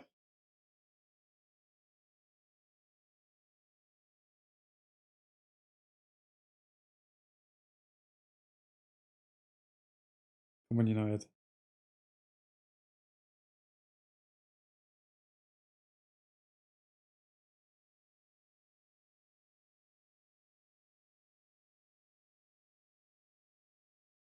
Could we actually keep a clean sheet today? I mean, we've looked pretty solid defensively, other than Delo. Newcastle now playing it out from the back.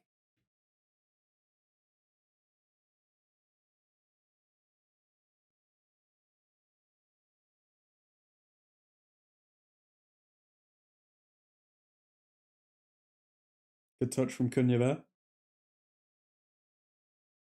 Martinez over to Shaw. Shaw back to Larmans. Sheshko wins the header. Mount, Cunha. Cunha find Dorgu. Yes! Go on, Dorgu! Dorgu hesitated a bit there. He could have maybe found the cross to Sheshko, but hesitated and ended up taking the shot. Sheshko looks really light on his feet, unlike Gyökeres, who turns like a tank. Didn't know we'd get Danish Dorgu for Christmas. Danish Dorgu is the vibe. Way better than that Portuguese pirate, to be honest. Couldn't agree more. Come on, Dorgu. Dorgu finds Delo. Delo just passes to Cunha. Mount trying to find a pass to Ugarte between the legs.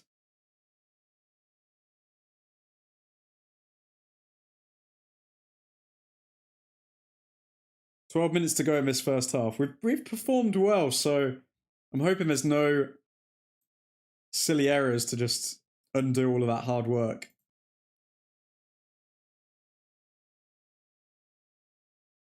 The low long throw. Ends up doing nothing. Delo with an opportunity to cross. And yeah, nothing. Martinez has improved us massively too. This is what I'm saying, man. I've told everyone, like, Martinez is our best centre-back. Like, his footballing intelligence is so much better than Maguire's and De Ligt. To be a centre-back in the Premier League at like 5'8", you've got to have something between your ears.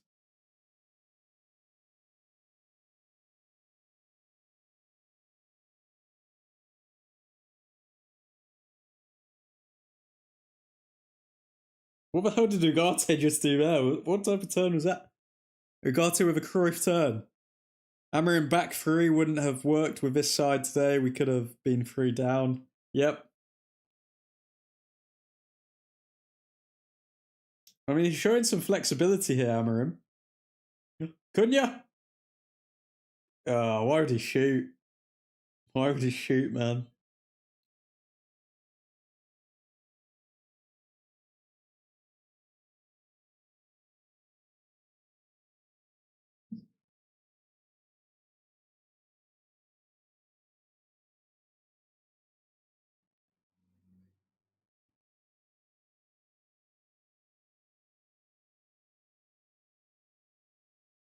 Okay, defending here with Luke Shaw. Cross comes in. Martinez clears. Beautiful from Martinez.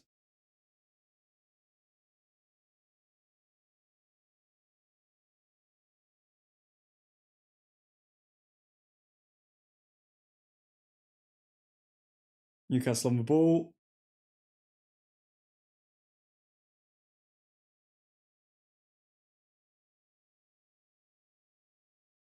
If we lead by half-time, we'll at least get a draw. Or will we lose the half-time record like we've been very close to doing before? Sheshko off the ball has been amazing. This is what I'm saying as well. Like, Sheshko is deceptively quick and light-footed for someone who is 6'5".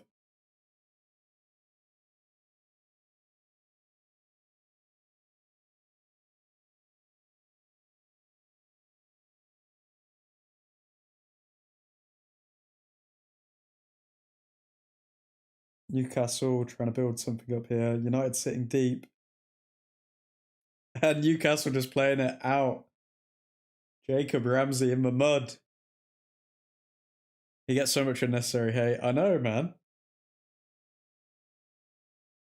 I don't know why people hate Shishko so much. Admin, that record is demonic. It is. It is true. Jack, Tyler, and Darren.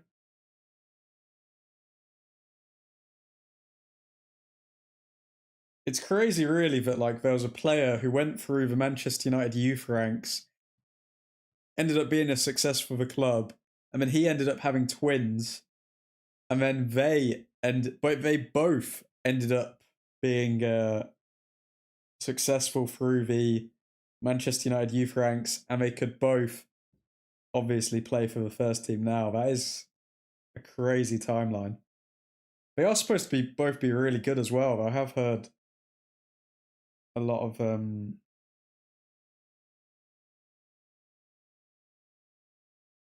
good words about them. Darren who? Darren Fletcher.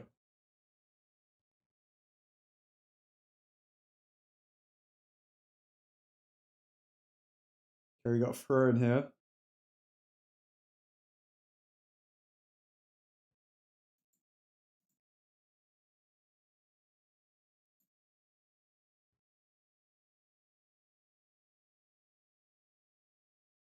Larman's over to Delo. Sheshko on the ball. Oh, if only Ugarte had legs. If only Ugarte had legs.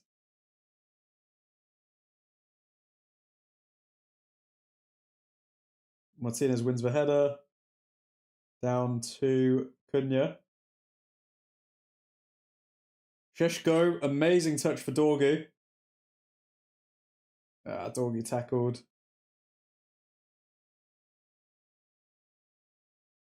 Shaw. Man, Newcastle cannot keep the ball against us, can they?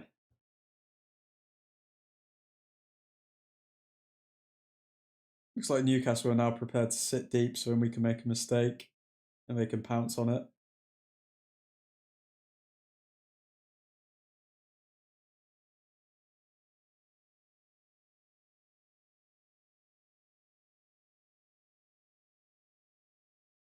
Bit of a slip up there from Shaw and Martinez, but Newcastle gain possession.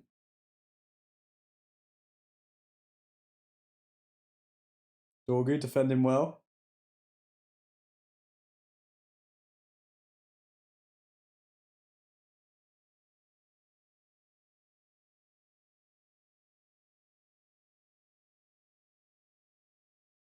Ugarte's passing is so bad, man. He's so bad. Literally everyone works well in tight areas and then Ugarte's the one to give it away.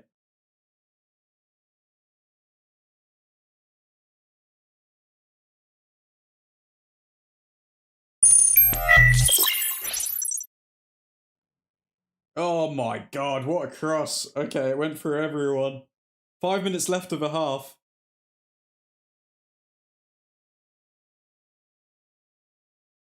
Unkindred, no. Over Fletcher's no admin, only the CM is good, the other one is very mid. They're both CMs though. One's a CDM and one's a cam.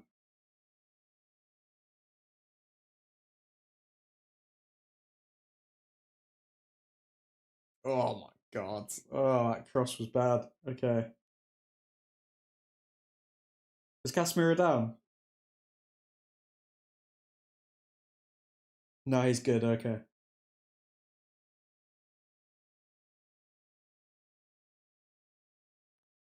Four minutes to go. Come on, guys. Get us this draw, this win. We'll take it. Maybe Liverpool do need Murphy to unlock Isaac. Casemiro on the ball. I think a few players have played really well today, though. I think Casemiro's been good. I think Dorgu. Martinez, obviously, Shaw. Cunha. Sheshko. I mean, I don't think anyone's played too badly. Ugarte's been a bit questionable. Mount, I don't think he's really done anything. Delo, questionable again. Like, I feel like Dorgu's defending more than Delo.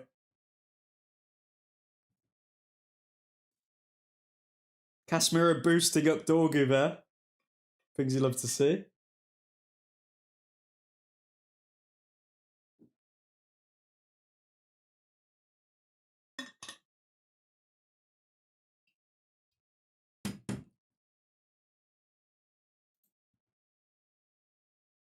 Who needs Bruno Fernandes, guys? Who needs Bruno Fernandes, right?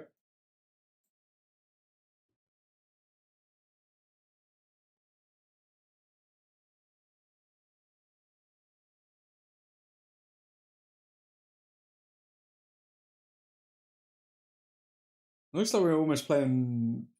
That was interesting. It looked like a 4-4-2 at that point, but I think it is still a 4-3-3.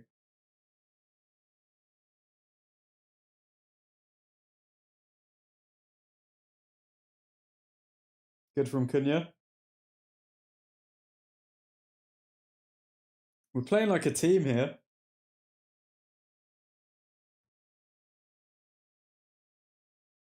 That finish from Dorgu is insane. Oh, Ramsdale should have saved it, to be fair. Ramsdale got his hand to it. Poor from Ramsdale, but amazing finish just to get it on target. Butterfingers Ramsdale. Dorgu touch map. He's been everywhere down that right hand side.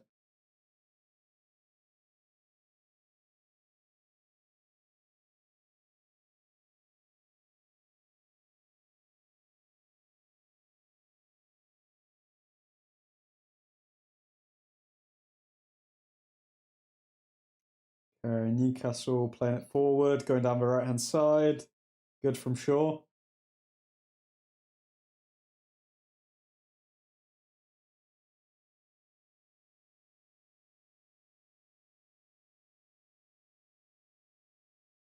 Shaw slips.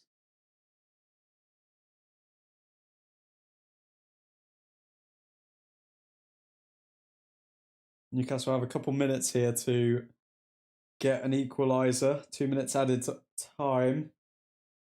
If they don't, then it is looking like they're either going to get a draw or lose.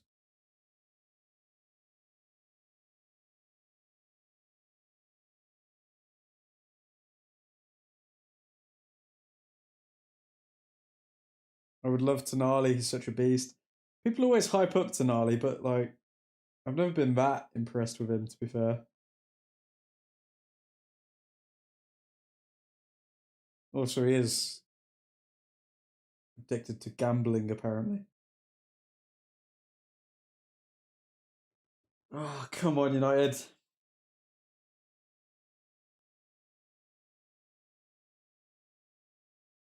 Tonali's still lying down on the ground.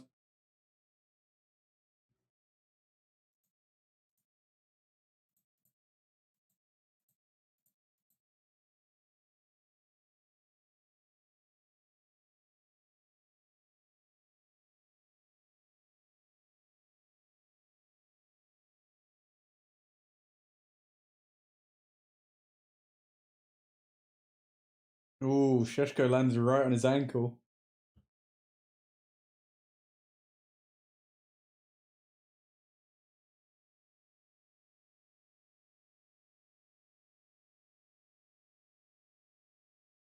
He would be a perfect 8 for our system.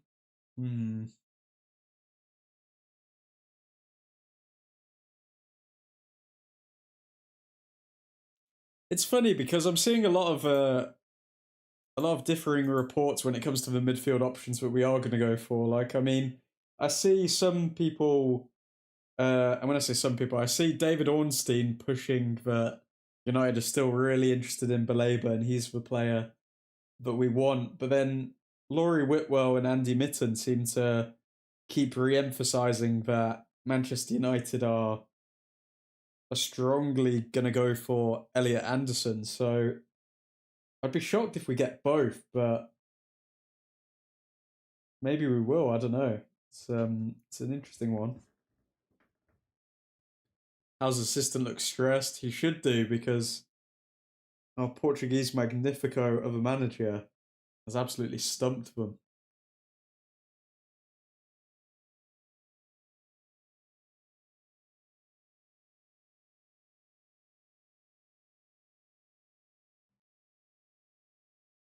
That should be the end of the first half. If a ref can be bothered to look at his clock.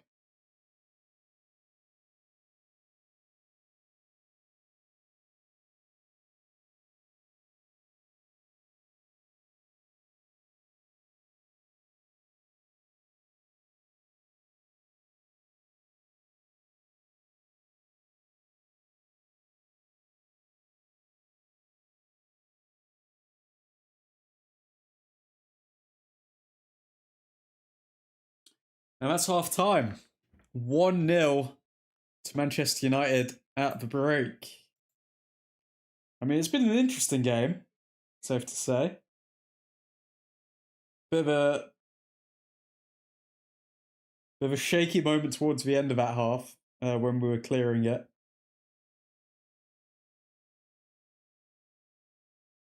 We've had 3 added on minutes here, even though it said 2. I don't know why the ref is still playing on. It's a bit dodgy reffing that. Kind of feels like they're just waiting for us to make a mistake. Jason Tyndall the go. James Garner back at United is hotting up. Yep, I've seen that.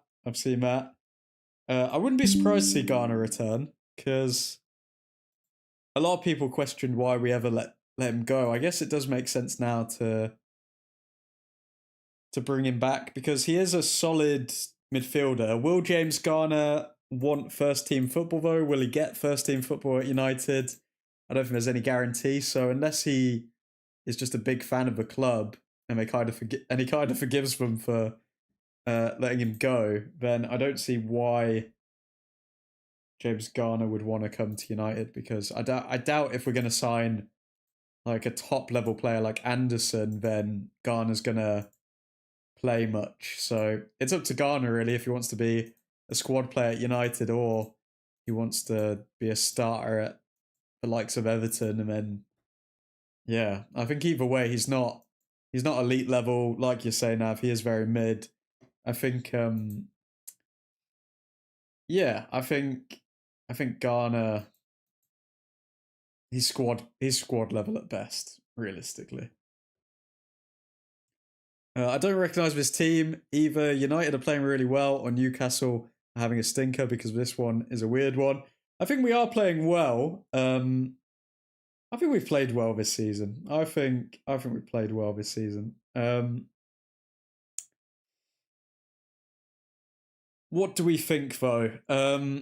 Toby is back, recalled from loan. Yep, Toby Collier has been recalled from loan. Back to Manchester United. He is injured at the moment though, isn't he? So I don't know why that is, if it's because of our squad depth or if it's a case of United not trusting West Brom with him, given the fact that he's been injured. But yeah, what do we make of that half, guys?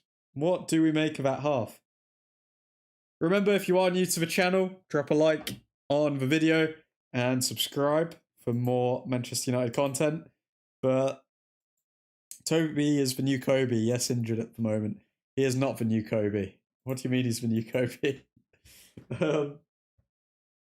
Simply lovely. It is indeed, Suhan. It is indeed. Hope you're well, man. Collier should have not been loaned out in the first place. I rate him because when he plays, you can see he is constantly scanning the pitch for new positions. He can intercept the ball. I mean, the reason we signed Toby Collier in the first place under Ten Hag was supposedly because he covers ground like no one else. Like, his running stats are really, really good. And when you think of it, surely a player like that would be good next to a Bruno or next to a Casemiro even. Like, it's got to be better than an Ugarte, who doesn't realistically cover that much ground, is very slow, very laboured. So yeah, I can see why we would recall Toby Collier back. Hopefully, after he recovers from his injury, he can actually come back into the squad, because I'd rather see Collier on the bench than the bloody Tyrell Malacia. Like, I honestly don't understand why Malacia makes our matchday squad ever. I'm good. What about you, Admin? All good, mate? United 1-0 up. Feeling fairly confident now. Obviously, we've got the halftime record on our side, as Nav mentioned earlier. So, yeah. We're either getting a win or a draw today, people. Halftime thoughts? Halftime thoughts, it's interesting because the first 10 minutes, United were absolutely dominating. Ramsdale fakes an injury, so Eddie Howe can adjust to United playing a 4-3-3. And then after Ramsdale's injury, Newcastle have a bit of a spell where they're outperforming us. But I'm guessing Amorim made some adjustments, or the team made some adjustments after that spell of domination, and then boom, we go on to get our goal, and we're 1-0 up. Obviously, it's hard to say. It's hard to say United are performing a lot better than Newcastle because I mean we've created no big chances. They've created no big chances. We've got into better positions for Newcastle, I'd say. They've had better possession though, and yeah, we've obviously been beating them on XG, which I did expect us to do because in comparison to last season, guys, like I think we played. This is our 17th game this season. I think out of all of those games, I think like of 14 of them, we've outperformed our XG in comparison to last season. So it shows that like we're literally meant to win all of these games based on our performances, but our finishing or our defending or just like switching off has led to the opposition either scoring or us not scoring. So it's an interesting one. I did expect this type of game. I'm happy that United aren't trying to dominate possession too much. It looks like we're happy to sit back today, which I think makes sense given the fact that Newcastle press from the front like so much. I think that's a good idea from Ruben Amorim, and yeah, I'm fairly happy with the performance so far. What do you guys think about the first half? Kobe's time is up. Toby's time is now. You can't see him, but soon you will. Admin, I saw a video the other day that said Bale is better than Wayne Rooney. Now, am I missing something, or has Bale done more than I think he did?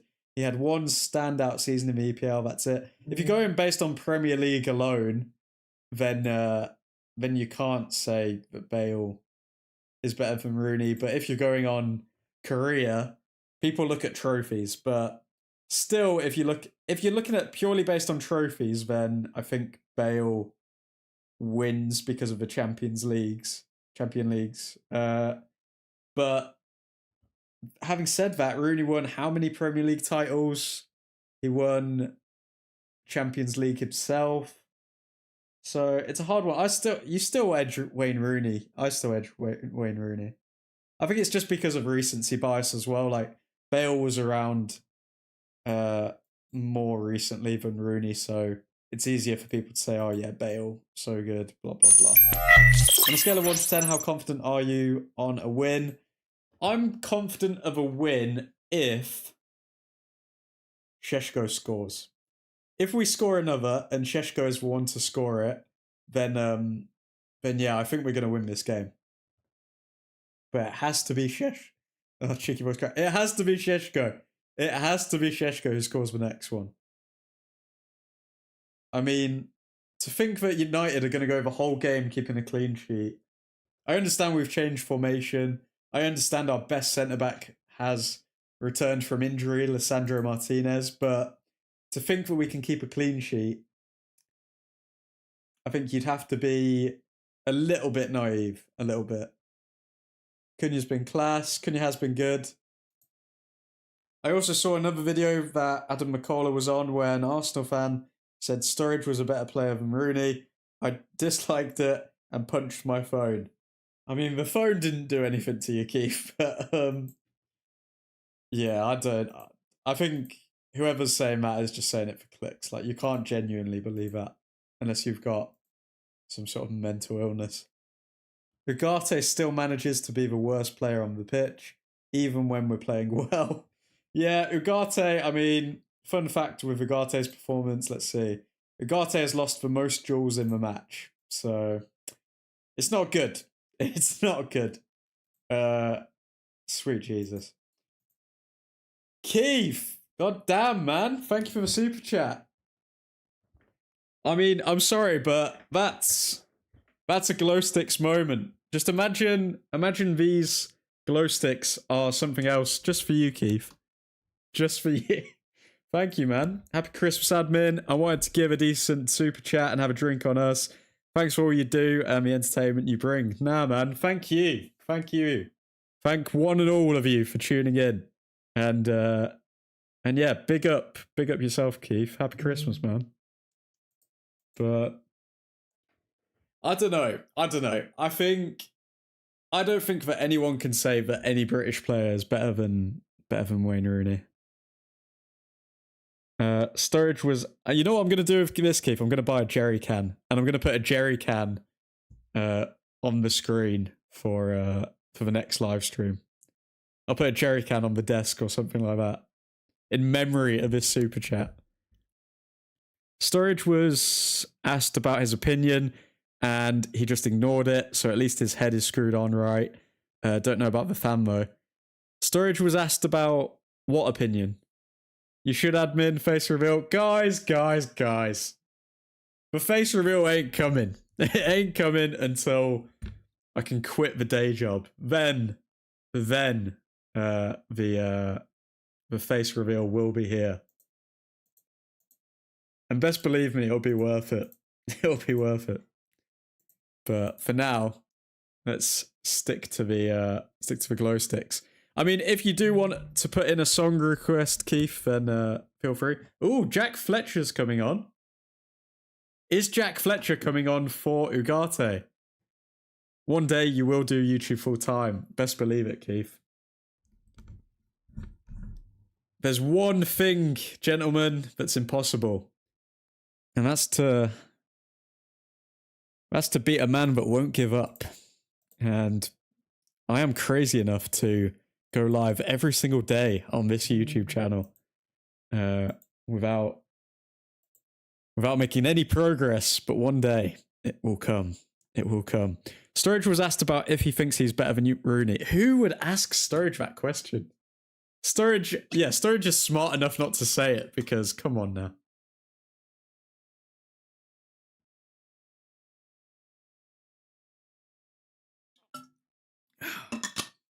Okay. 45 minutes away from getting back in the top 5. How does the Premier League table look? So this would put us 5th, above Liverpool. Same points as Chelsea. I mean, Chelsea have only won 1 game in their last 5. Like, honestly, if Chelsea keep that form up, we could very easily lap them. Especially given the fact that Ruben Amorim's now apparently open to playing a 4-3-3. We could lap Chelsea and then secure that top 4 spot.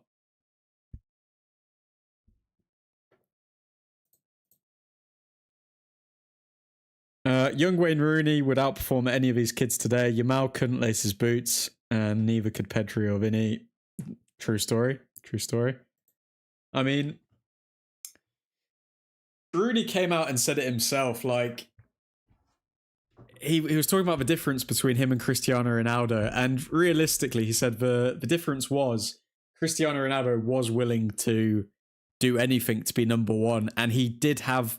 I'd say that Rooney, the difference between Rooney and Ronaldo is that Rooney didn't have as big of an ego as Cristiano Ronaldo did. Like, don't get me wrong, they probably both had big egos. I mean, you kind of need one to be a football player. You need to believe in what you're doing. But I think Cristiano Ronaldo's ego is on like psychopathic level.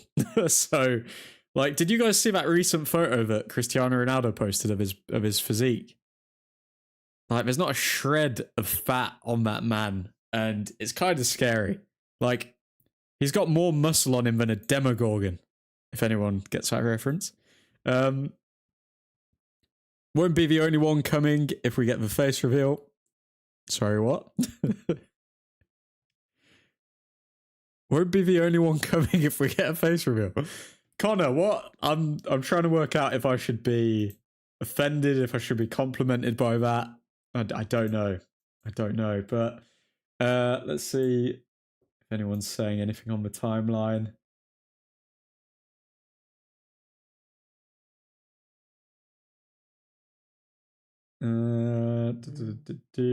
So Jack Fletcher's coming on for Mason Mount. That is not a good sign. Is that to protect Mason Mount? Is Mason Mount injured already? Like, Mason Mount has come off for Jack Fletcher. That's not good.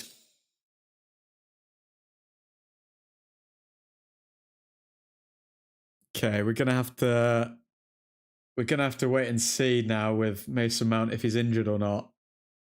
Mount's injured. Do we know that? Do we know that for sure? I'm hoping he's not, but given the fact it's half time makes me think that he's injured.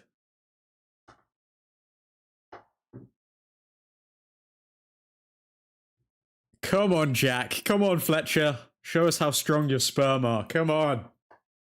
Hope Jack gets a goal. Would be a Boxing Day to remember. Come on. Amorim's looking kind of disappointed walking out of the tunnel, so that does lead me to believe that maybe Mason Mount is injured.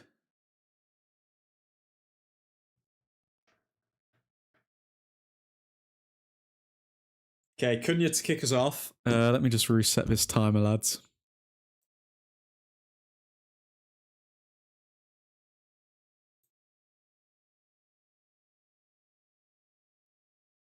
Okay, and here we go. Second half underway.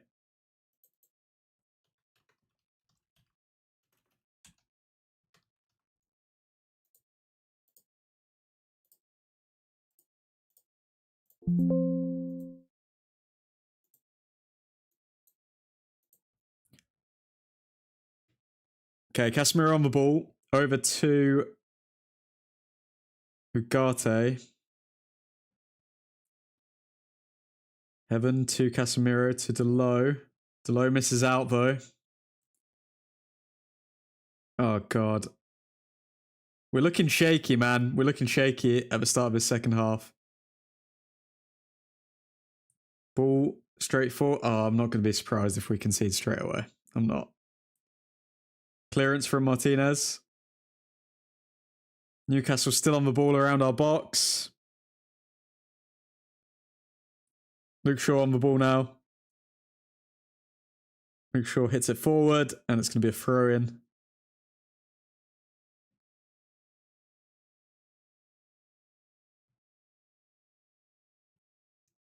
It's going to be a throw-in for United here.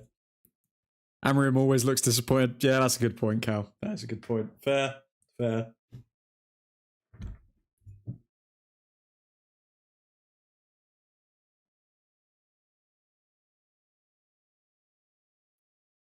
Okay, Shaw on the ball.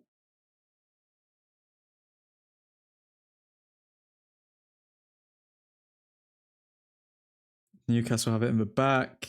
I'm not liking how we're setting up so far. I want to see Jack Fletcher on the ball. Cunha pressing well. Good from Cunha. Very good from Cunha. But it's a throw into Newcastle.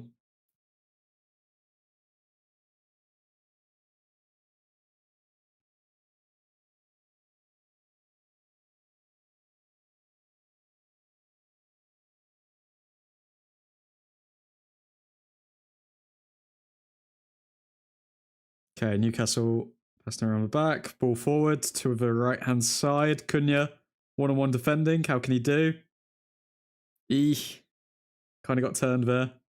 Shaw comes in, though. And the third official is saying it's a foul against Cunha, I believe. Rory Keane on Jack Fletcher coming on. If he's half as good as his dad, he'll be a hell of a player. Good luck to him. Oh, Uncle Keaney giving good quality words for Jack Fletcher there. Come on, United.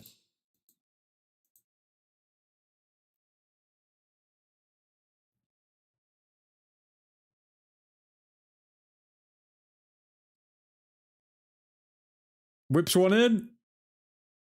Oh, go on. Ugarte knows how to run into a tunnel, doesn't he? Wow. Sheshko. Touch let him down there, Sheshko. Come on, boys. Switch on. We've started very slow the second half.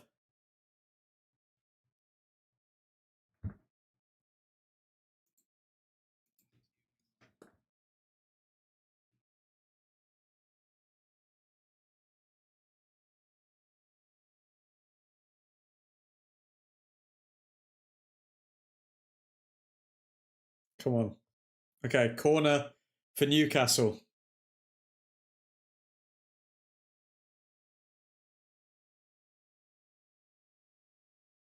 Newcastle to take it. Whips one in. Ah, come on.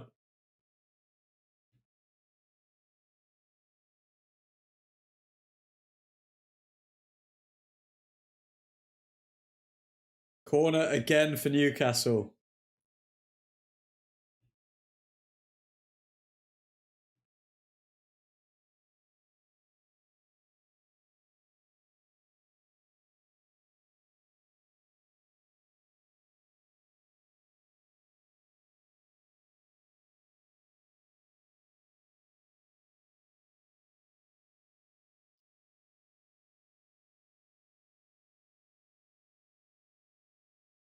Luke Shaw and Mortemada.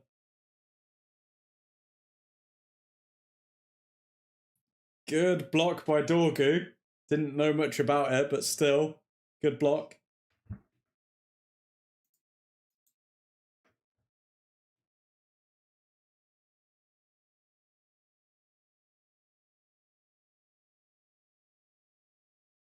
Come on. Okay, Hall whips one in. Away again by United. And now Dorgu's down on the ground.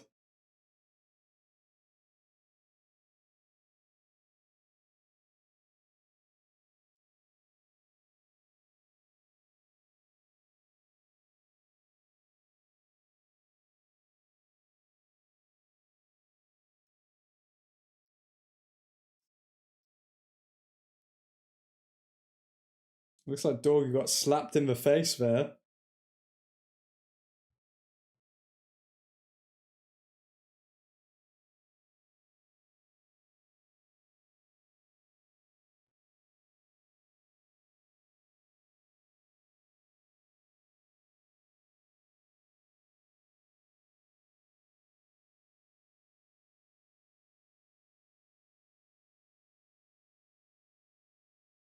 Okay, Newcastle with the throw. Cross in.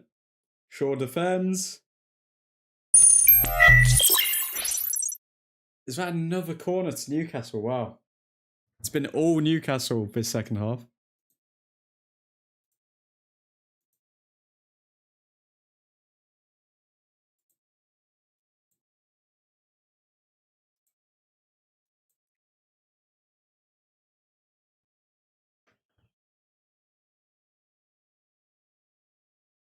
Sheshko now. To Dorgu. Oh. We cannot break out to save our lives. Maybe that's why we needed Mason Mount, because we've not been able to make anything so far.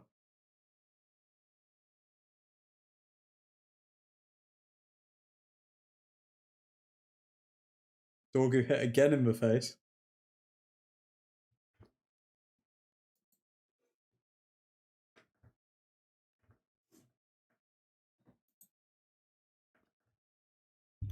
I know what I'll be having early tomorrow morning. Going to head to the bakery and order myself a Danish Dorgu and a tall black coffee. Cal knows what he wants.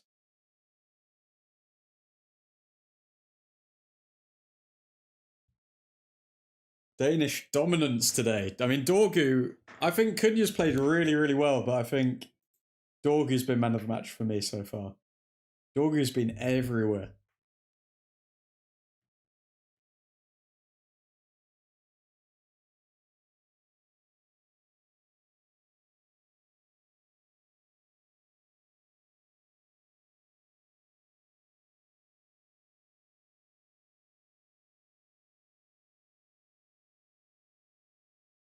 United's possession 35%, Newcastle 65%. Wow.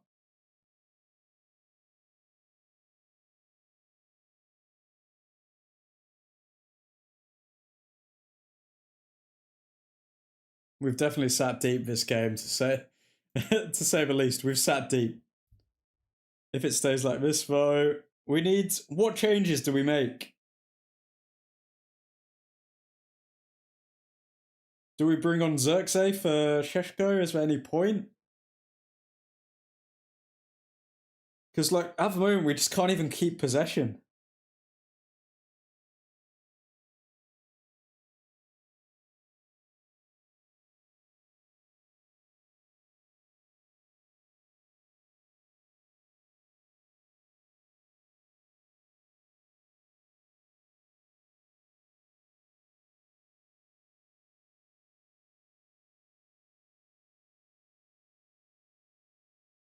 Newcastle playing around the back.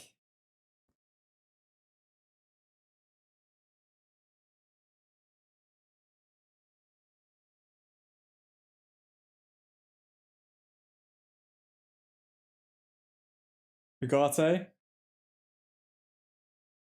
Oh, Fletcher tackled.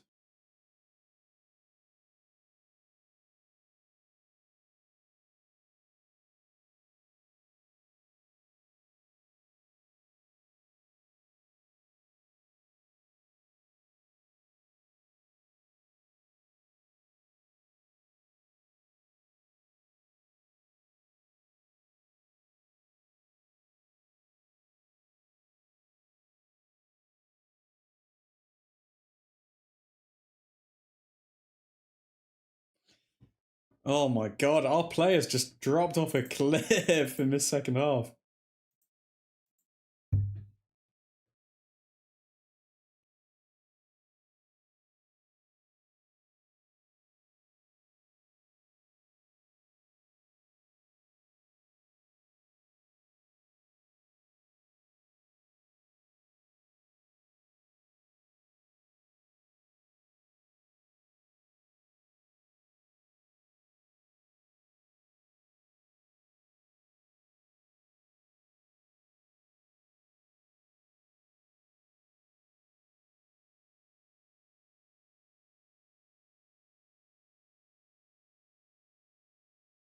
Heaven on the ball.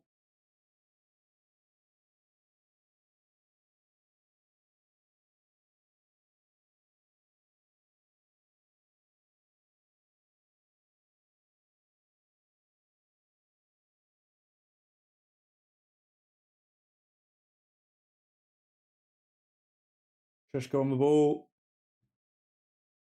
Just playing it back. Like, what is that going to do? Send Larmans forward.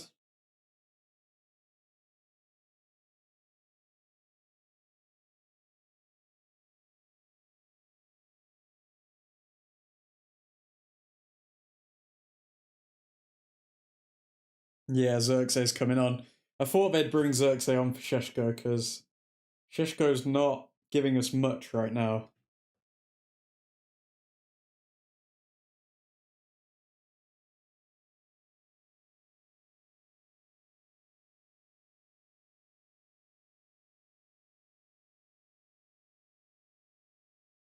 Good defending from Martinez.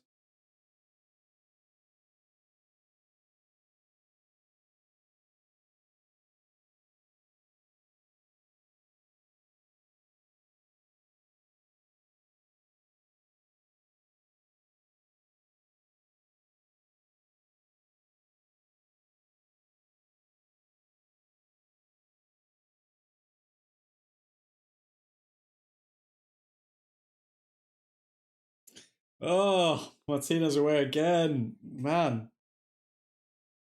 Talk about balls against the wall. Like, this is just painful.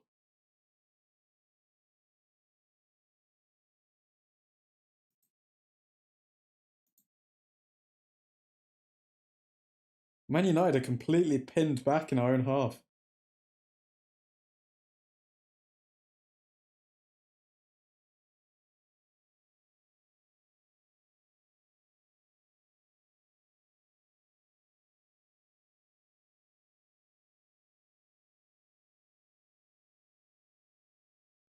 Casemiro to Sheshko.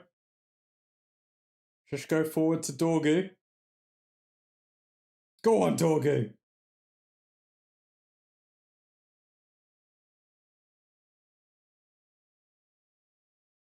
Ugh. Oh, intercepted. Sheshko picks it up. Sheshko shoots. Hits the crossbar. Oh my god.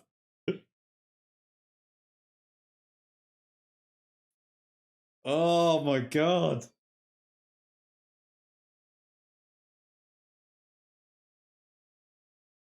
Sheshko was onside, wow.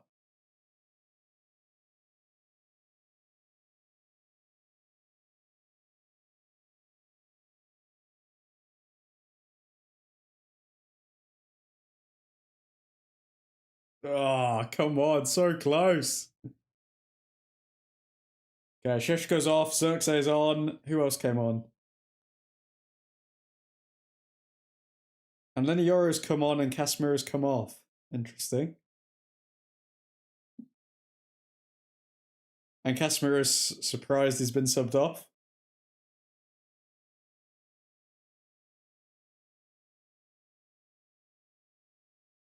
Casemiro's shocked he's been subbed off. Wow.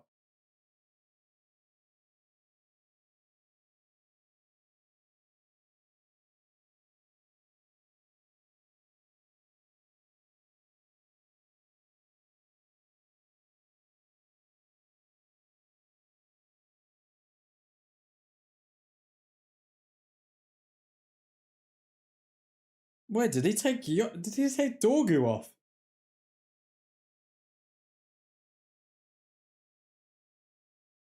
What has happened? What are these subs? Back five? I don't think so.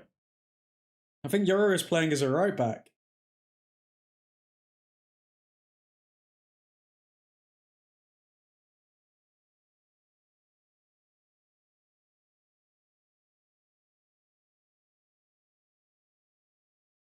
Oh my god,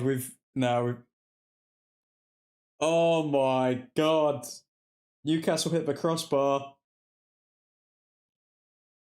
I don't know if these subs have made us better, I'm not gonna lie.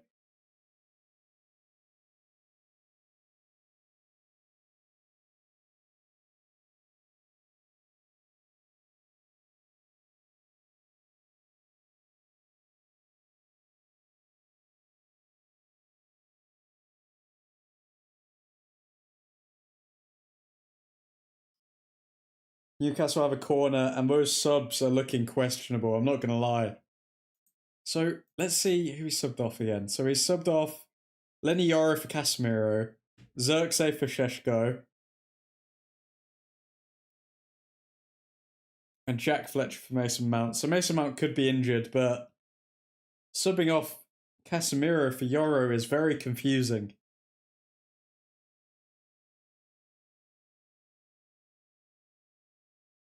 Martinez is down on the ground. This isn't good.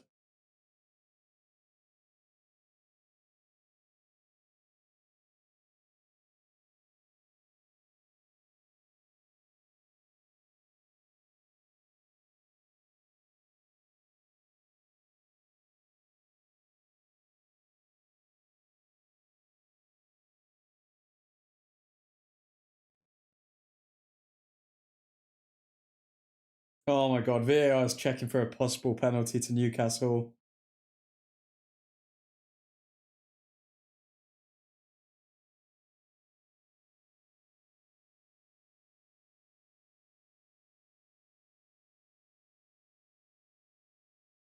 So it bounces off his body into his arms. It doesn't hit his arm straight away. I don't know if that changes anything, but that should not be a pen.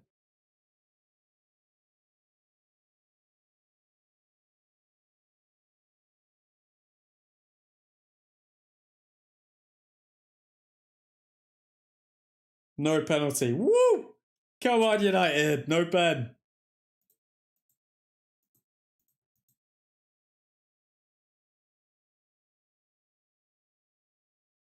Okay, come on.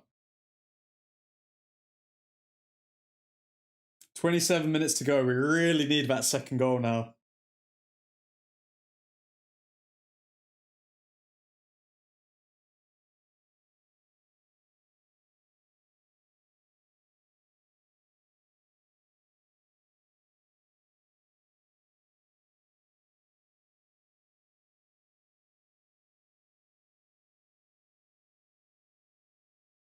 Okay, come on, United. Red card and pen. Oh, shut up, Christian. No pen. And Sheshko was this close to scoring, by the way. I'm actually fuming that he hit the crossbar.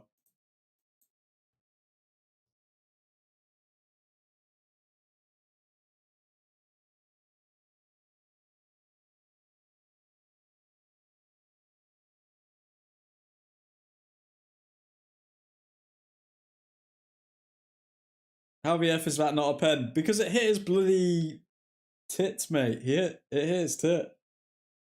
And then bounced onto his arm. Good from Cunha. Go on, Dorgu. Oh, Dorgu's close.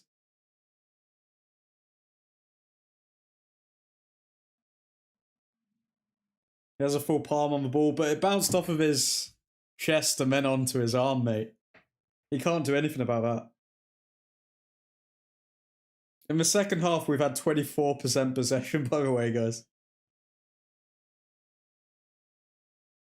Come on, Ugarte. Good tackle.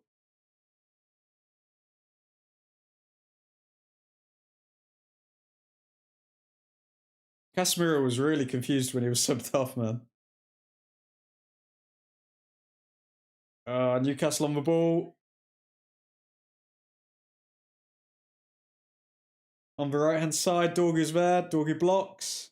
Good from Dorgu. Good touch. Oh, no. Terrible touch from Dorgu. Christian, he is wrestling with another player. Your hands and arms have to be up to fight for position, and the ball gets smashed at him. What does he do in that?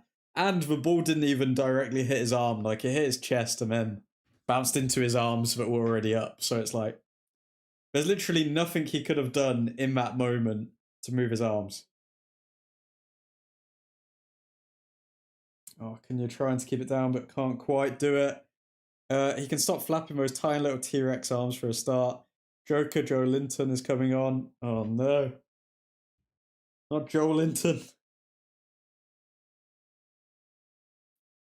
I don't know why, but it gives me the most satisfaction when we beat the Geordies. I mean, obviously Liverpool are up there, but City are up there, Arsenal are up there, but something about the Geordies just really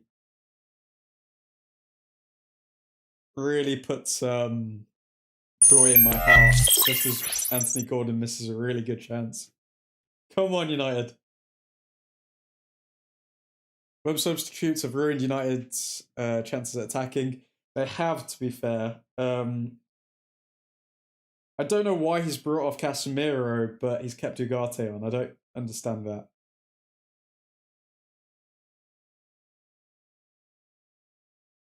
I feel like if he brings on Shea Lacey, that'll reignite our attack. So are we playing with a 3 at the front right now? I need the camera to zoom out. Stop zooming in on Newcastle players, come on. Watermarder, hooked.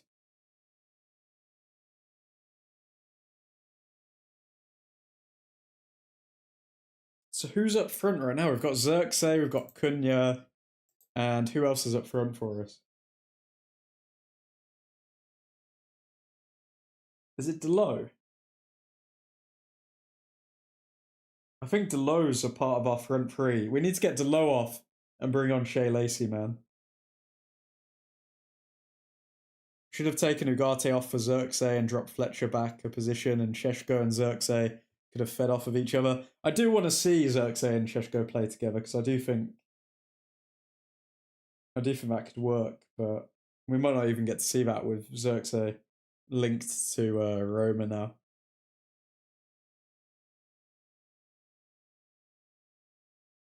What I can't deal with is why Diogo Delo is playing right wing. Like, I don't understand what's happening here. Take Delo off, bring Lacey on, please.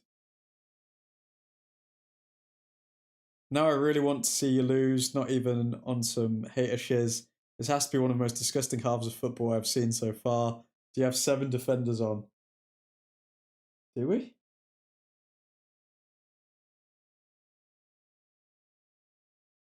Xerxes, man. Xerxes is so bad.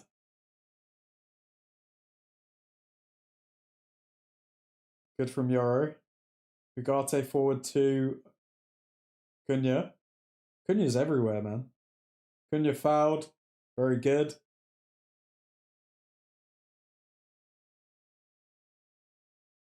The referee's just shaking his head to Cunha.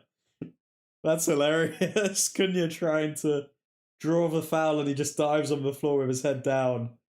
And the referee's just shaking his head and smiling at Cunha. That was pretty funny. It's a back five, not a back seven. Dorgu on the left. Come on, Dorgu. Dorgu is without a doubt man of the match so far. Cunha, close second, but Dorgu's been so good. Come on, Dorgu, run! Oh, physical beast. Oh, God, come on, Xerxes. Come on. Be light on your feet, man. Come on. He doesn't... Does Xerxes just expect the ball to just come to his feet? Like, come on. Anticipate it.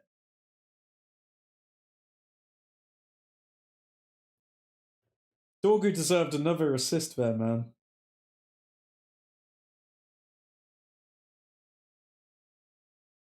Six defenders on the pitch. Is Arteta the new coach? I mean, Dorgu's an attacker now, apparently.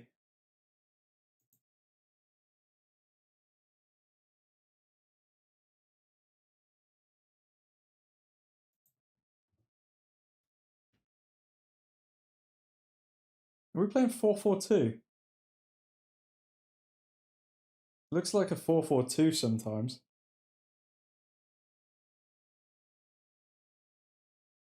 I think we might... Yeah, it looks like we're set up as a 4-4-2 with Cunha and Xerxes up top. So interesting. So we've gone from 4-3-3 to 4-4-2. Okay, Yoro playing right back. Go on, Yoro. Away by Heaven. Go on, Evan.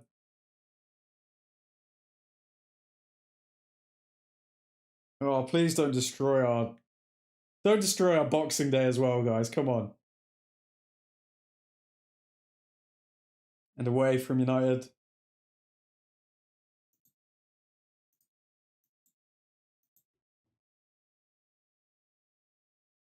Who's the sixth defender? Dorgu, Yoro, Shaw, Martinez, Delo, and Heaven.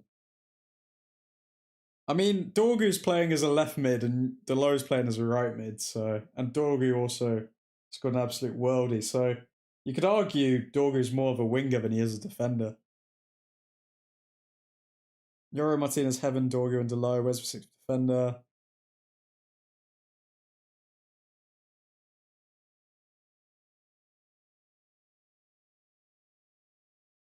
Didn't even see Shaw. He hasn't done anything yet.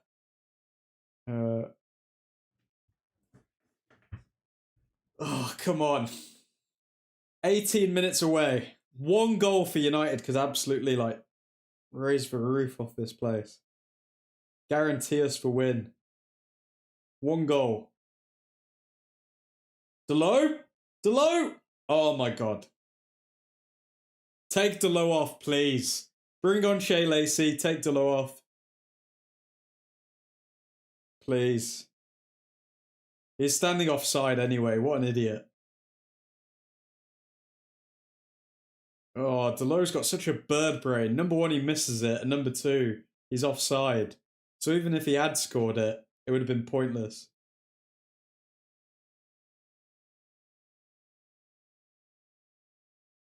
Delo should have scored and game over. Delo did it again. Delo is so shiz. That's it. He should have put the game away. Watch Newcastle score now. When you miss those chances, you lose. I think he was offside anyway, but he should have scored. Newcastle coming forward now. St. Lamans collects. Okay, Amorim needs to bring on Shea Lacey for Delo. Like, please. Please, just do it. Shea Lacey will give us more than Diogo Delo, I promise you.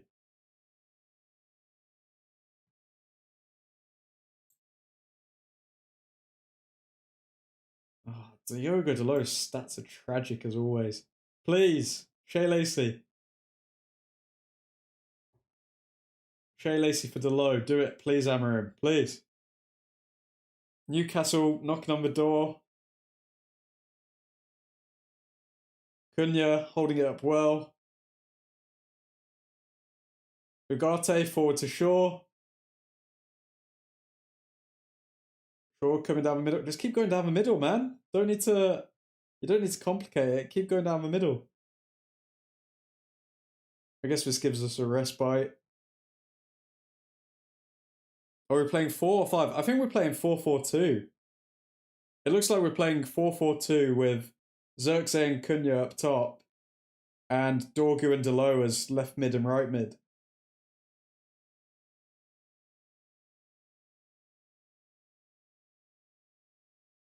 Come on, United.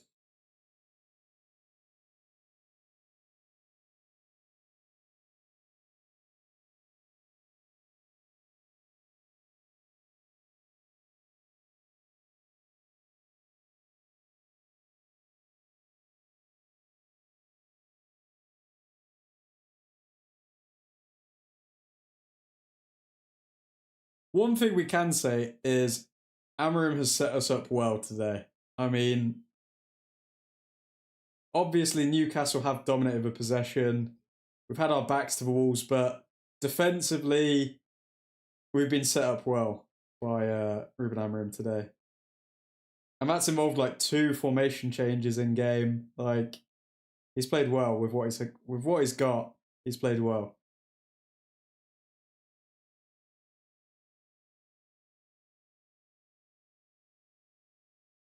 There's Xerxes chasing down the ball. We all know that it's never going to get to it. Cunha keeps the ball down. Oh, Cunha, man.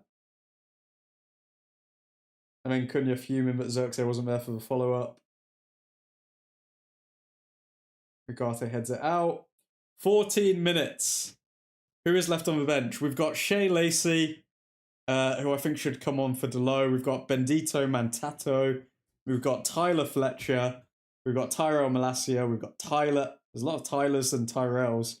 Tyler Fredrickson and Bayendir. So realistically, we've got 3 youth players, Tyrell Malacia and Shea Lacey, who is also a youth player. So 4 youth players. Bring on Shea Lacey, please. Shea Lacey in the right cam role or the right midfielder role, please. Bring him on. Newcastle coming forward again. Cunha screaming to the United fans. Come on. Come on, United. Come on. We're so close. Would love to see Mantato. I think now that Xerxes come on, we're not going to see Mantato. I think... But Amorim's got to bring on Lacey. Come on, just give us a respite. Let the players compose themselves. Take off Delo, who's not doing anything. Oh my god, that's so close for Newcastle. But a foul against them.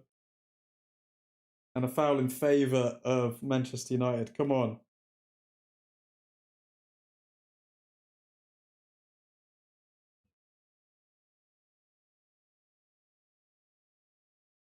Yeah, blatant foul from Gordon.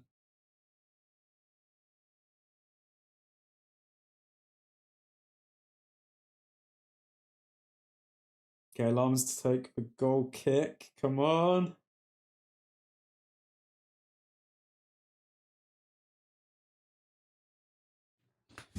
Oh, I'm going to get started on the thumbnail for the next live stream going through the player ratings.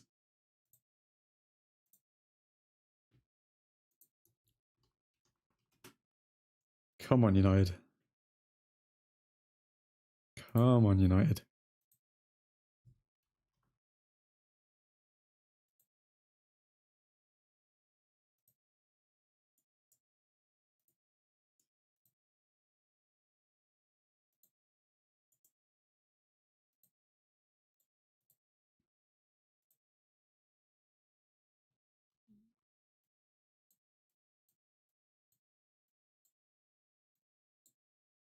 Joel Linton on the ball to Bruno Guimaraes. Down left-hand side. Delo. Oh my god. Get him off, please. Please get Delo off, please. Delo is getting sold a dream every time. They're just attacking down his side because they know that he's absolute trash.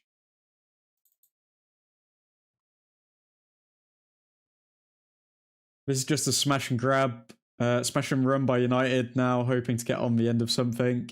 Let's be honest, that is 100% a foul, but if it's Arsenal, it ain't. Delo went for a hot dog. Corner FC definitely not getting a foul on that.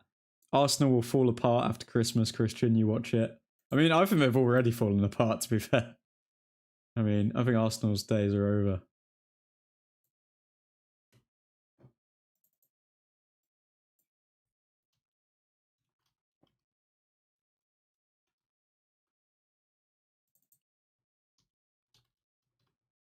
Come on, United.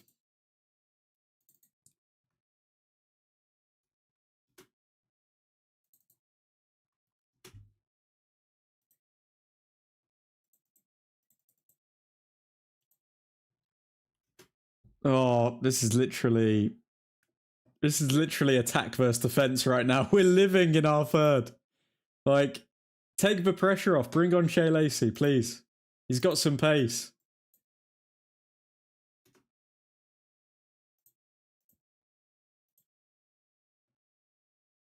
Is this the first time Wissa is playing for Newcastle, or did I miss his debut? I don't actually know. I can't remember too many times him being mentioned for Newcastle. It's funny how there was a big chase for Wissa, but like he's literally done nothing at Newcastle.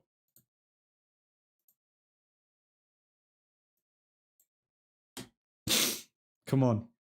What was that? Was that a shot from Cunha? Terrible.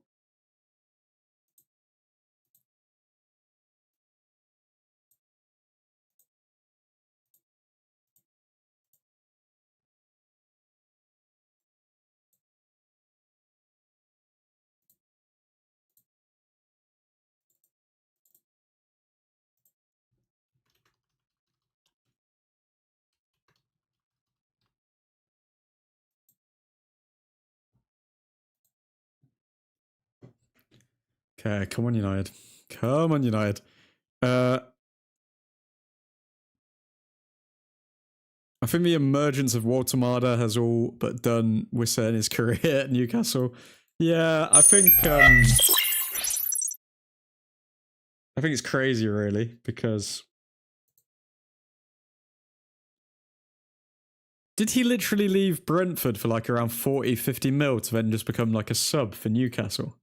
Is that Wissa's career? Is that the story of his career?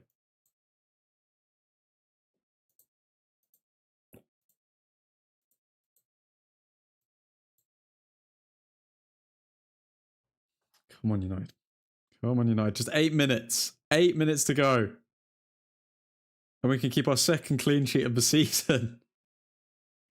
Martinez deserves this clean sheet, man.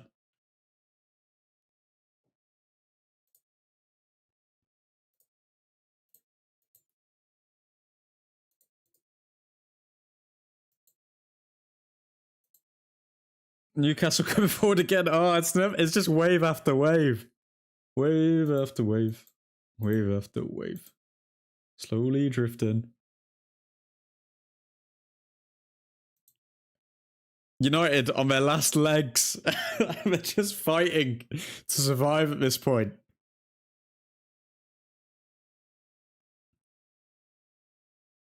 Just no mistakes, no penalties. I'll be happy with that. No pens. And Shea Lacey sub.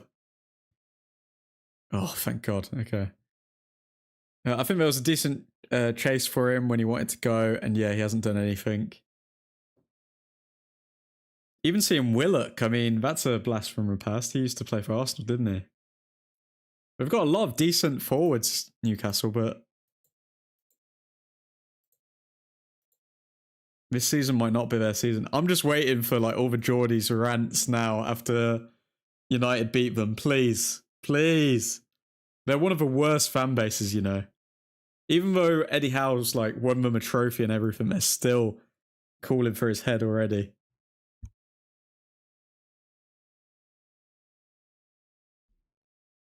The way Xerxes yaps and acts in those YouTube videos, you'd feel as if he's the top player at the club. Bro cannot even get hold of the ball. He should forget about the World Cup spot.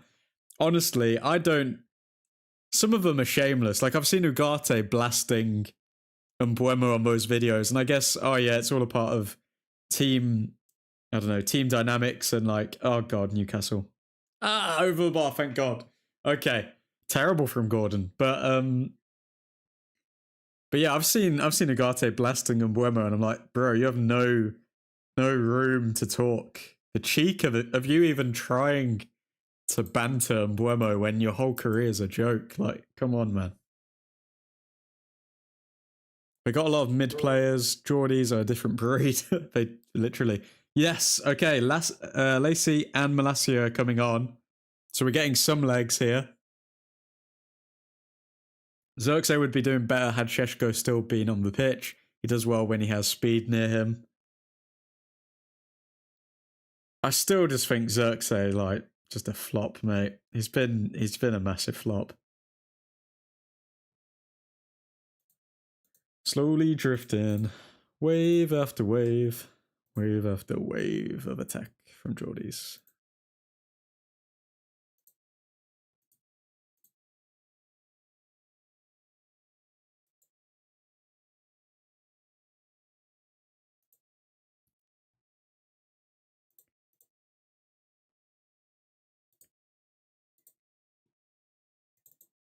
Oh my God, this is... This feels like watching a zombie apocalypse movie or something where like the cast are just pinned in and they just have to shoot all of them and they've got no weapons. They're just using knives at this point.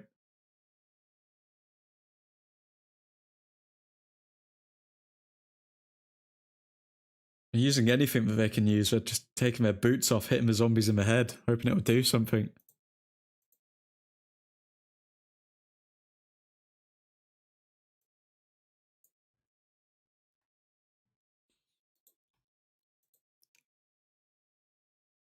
Come on.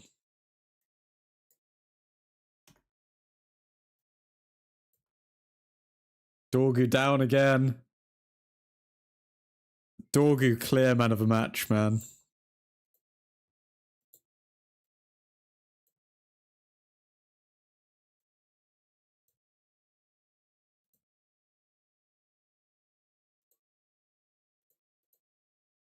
Dorgu's been an absolute soldier.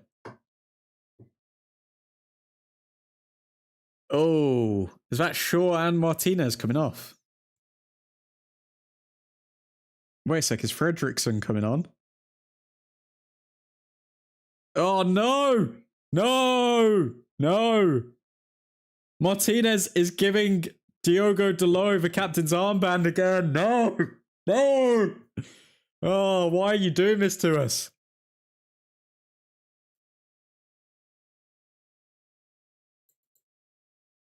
Oh my God.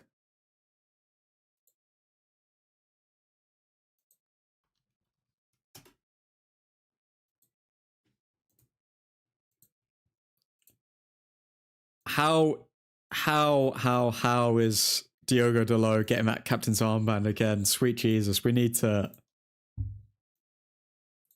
get rid. We need to get rid soon, guys.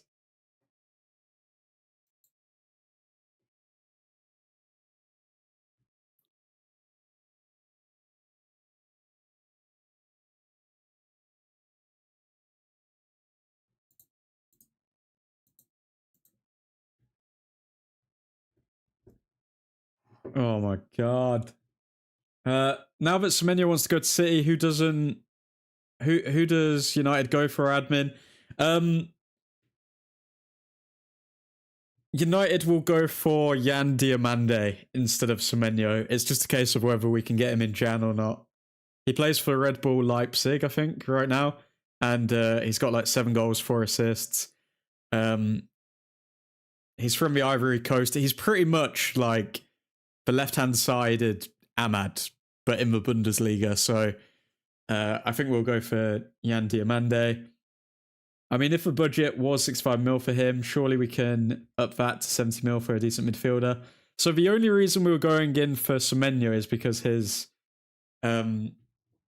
price was cut to 65 mil, but in the deal for Semenyo, essentially it would have been in installments. So we would have only paid 20 mil effectively for him in the first installment. And then in a few months, we would have probably had to pay another 20 mil. So when people say like, oh yeah, we had 65 mil for Semenyo, we didn't have 65 mil. We had like the 25 mil for him to pay up front. But I don't know.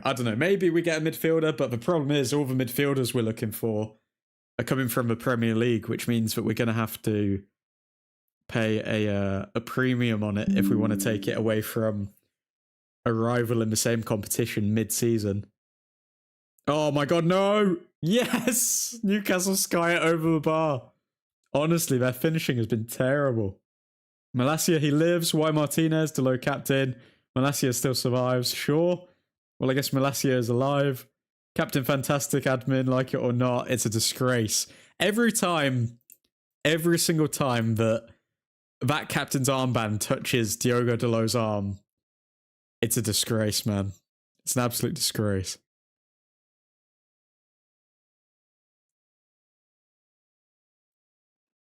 Seven minutes of added on time.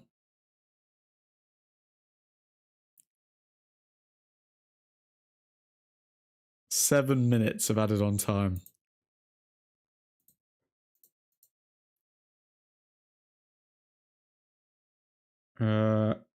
Every time you want Dalot to fall apart, he levels up, and I'm kind of here for your pain. How has he leveled up? He's been terrible. He's been sent for about 5 hot dogs. He's gone sliding and just let them cross the ball in. He's so bad. He's so bad. And yet we just have to sit through him every time. And you know what? He's one of those players that's kind of like in the middle of, he's not good enough to be sold and he's not crap enough to be sold. So he's just going to float through and probably stay at Manchester United for the next 10 years, which is absolutely great, isn't it? Oh my God.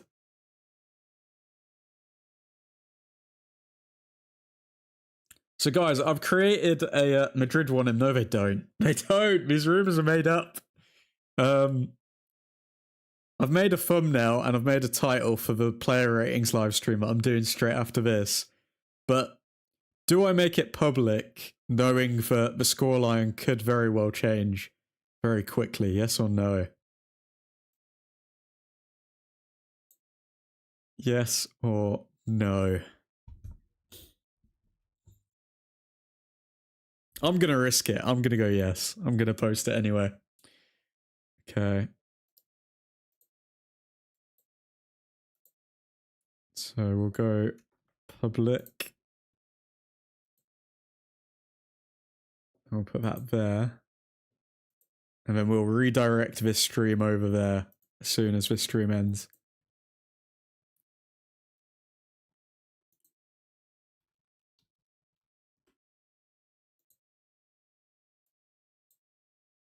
Okay, guys, so now, as soon as I end this stream, you should be directed over to the player rating stream.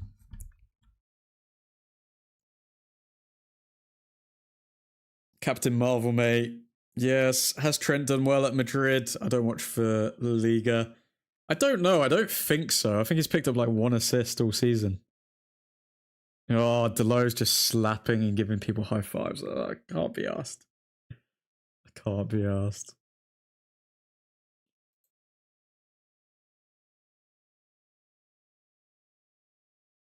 He's been injured. Do we think that he'll do well at Real Madrid? I feel like you've got to have pretty tough skin to survive at Real Madrid, and Trent doesn't come across as that type of player. I feel like he's the type of player that needs to be loved.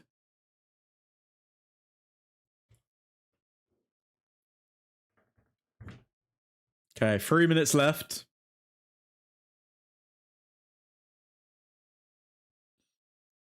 I would love a duo of Brunos at United.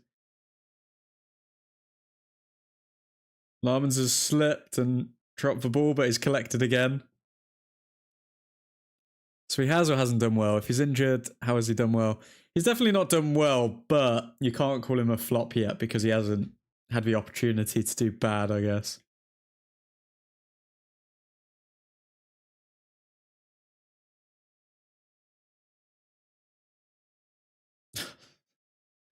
Watching Xerxes run is like genuinely... It's one of the funniest things in the world.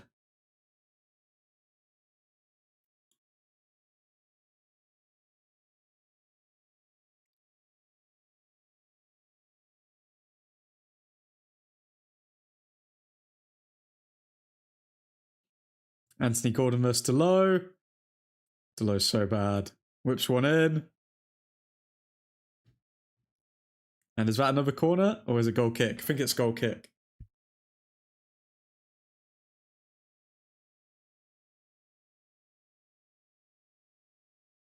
Delo literally gets turned inside out, man.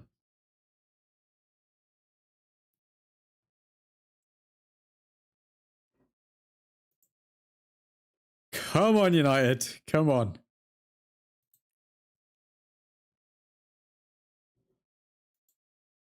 So close now.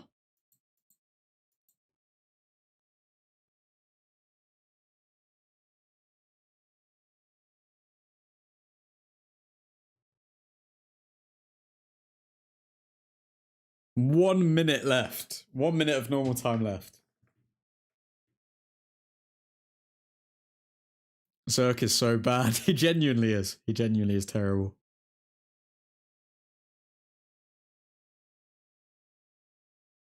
Zerk over to Dorgu, though. Dorgu coming forward. Oh, Dorgu, what a dream. People were digging into Dorgu before this match as well. Amorim often going berserk at Xerxes for not pressing or busting a gut, says Samuel Luckhurst. So Amorim's going berserk at Xerxes on the touchline.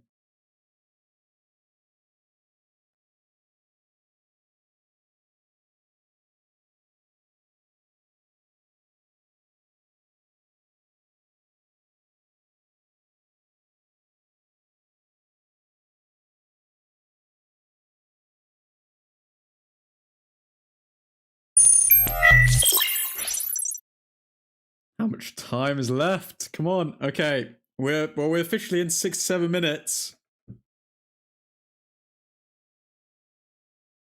All of the fans are standing up. And that is full time. Come on, United. Come on. The glow sticks are coming out. And we're in the top 5, baby. Come on. Come on, United. Big performance. Guys, no Bruno, and we still beat Newcastle. Patrick Dorgu, what a man. What a man. Big performance, huge 3 points, well. 1-0 smash and grab. Beating Newcastle is not for everyone. Admin holding Delo's sticks. Smash and grab it is. Diogo Delo wearing that captain's armband, leading us to victory. Come on, Delo. Oh, Delo, man of the match. Am I right, guys? Delo. Delo. Why is he wearing the captain's armband?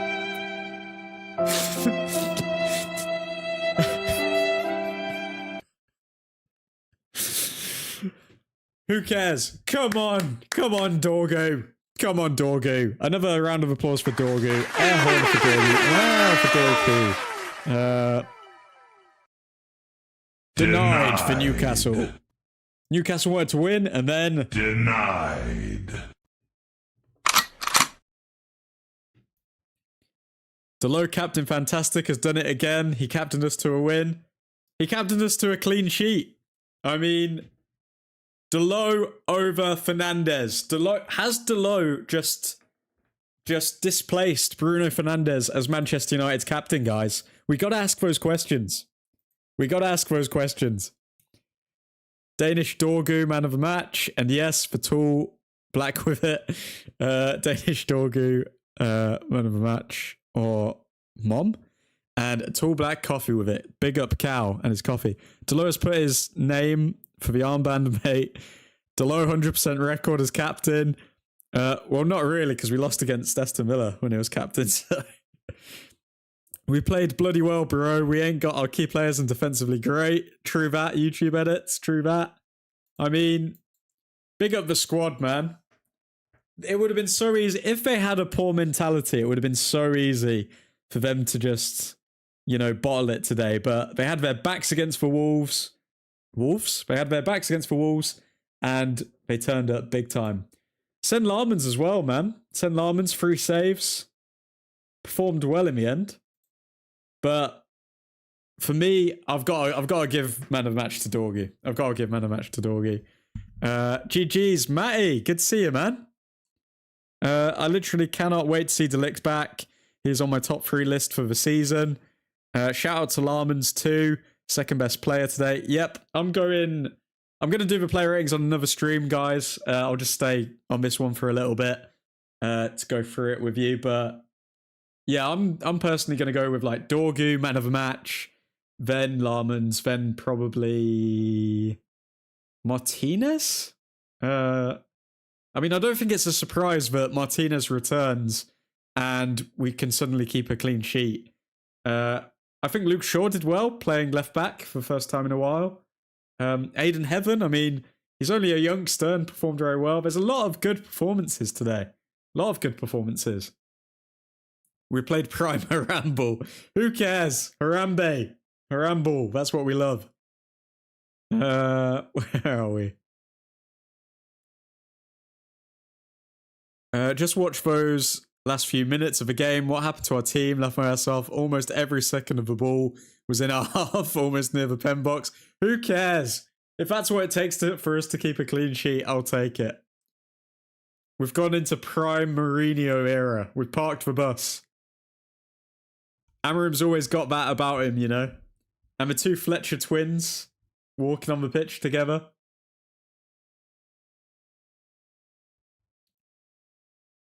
Larmans has put a serious shift in there, considering Newcastle do dominate the air with their height. Yep, very true. Admin, you're good with stick. Absolutely amazed by how long you're going with it. I could go all day, guys. I could go all day. Promise you. Cunha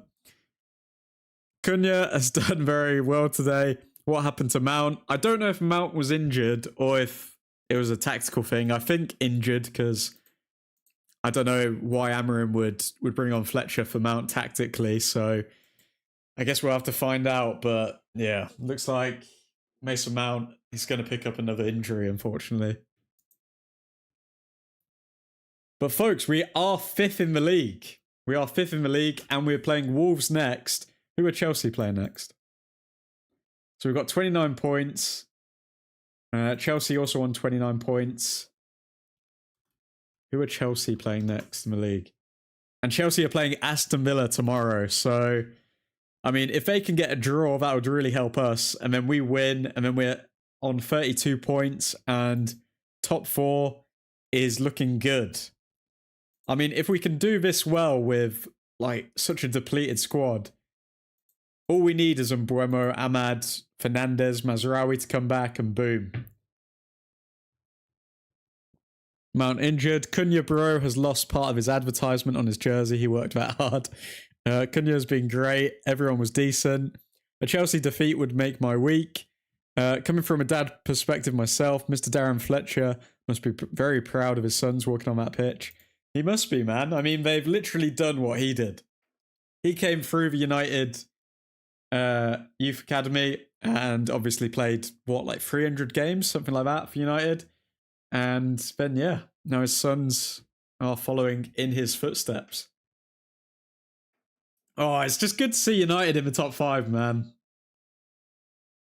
It's crazy, though. It seems like this season, whenever we're expected to win, we really struggle. But when it comes to these matches where no one gives us a chance, we always pull it out of the bag. It's so weird.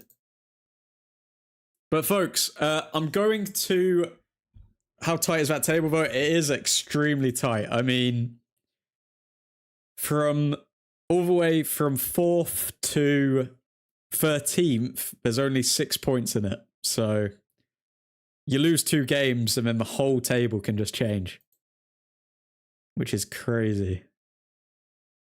But guys, I'm going to move this stream over to the player rating stream now. So if you want to stay tuned for the player ratings, then just stay on this stream, and then it should move you over. If it doesn't, then just go on the channel and click on the other live stream. I'm gonna go like live there, like literally right now, and then just cover all of the post-match comments as well. But yeah, folks, going to end this stream here. Special shout out to the members. Special shout out to Mr. Kieferbix. Special shout out to Mr. Ethan Johnson. Special shout out to Nick the Dutch Destroyer. And special shout out to Mr. Matty Scott. The men who are funding this conglomerate that is Old Trafford Incorporated. Thank you all.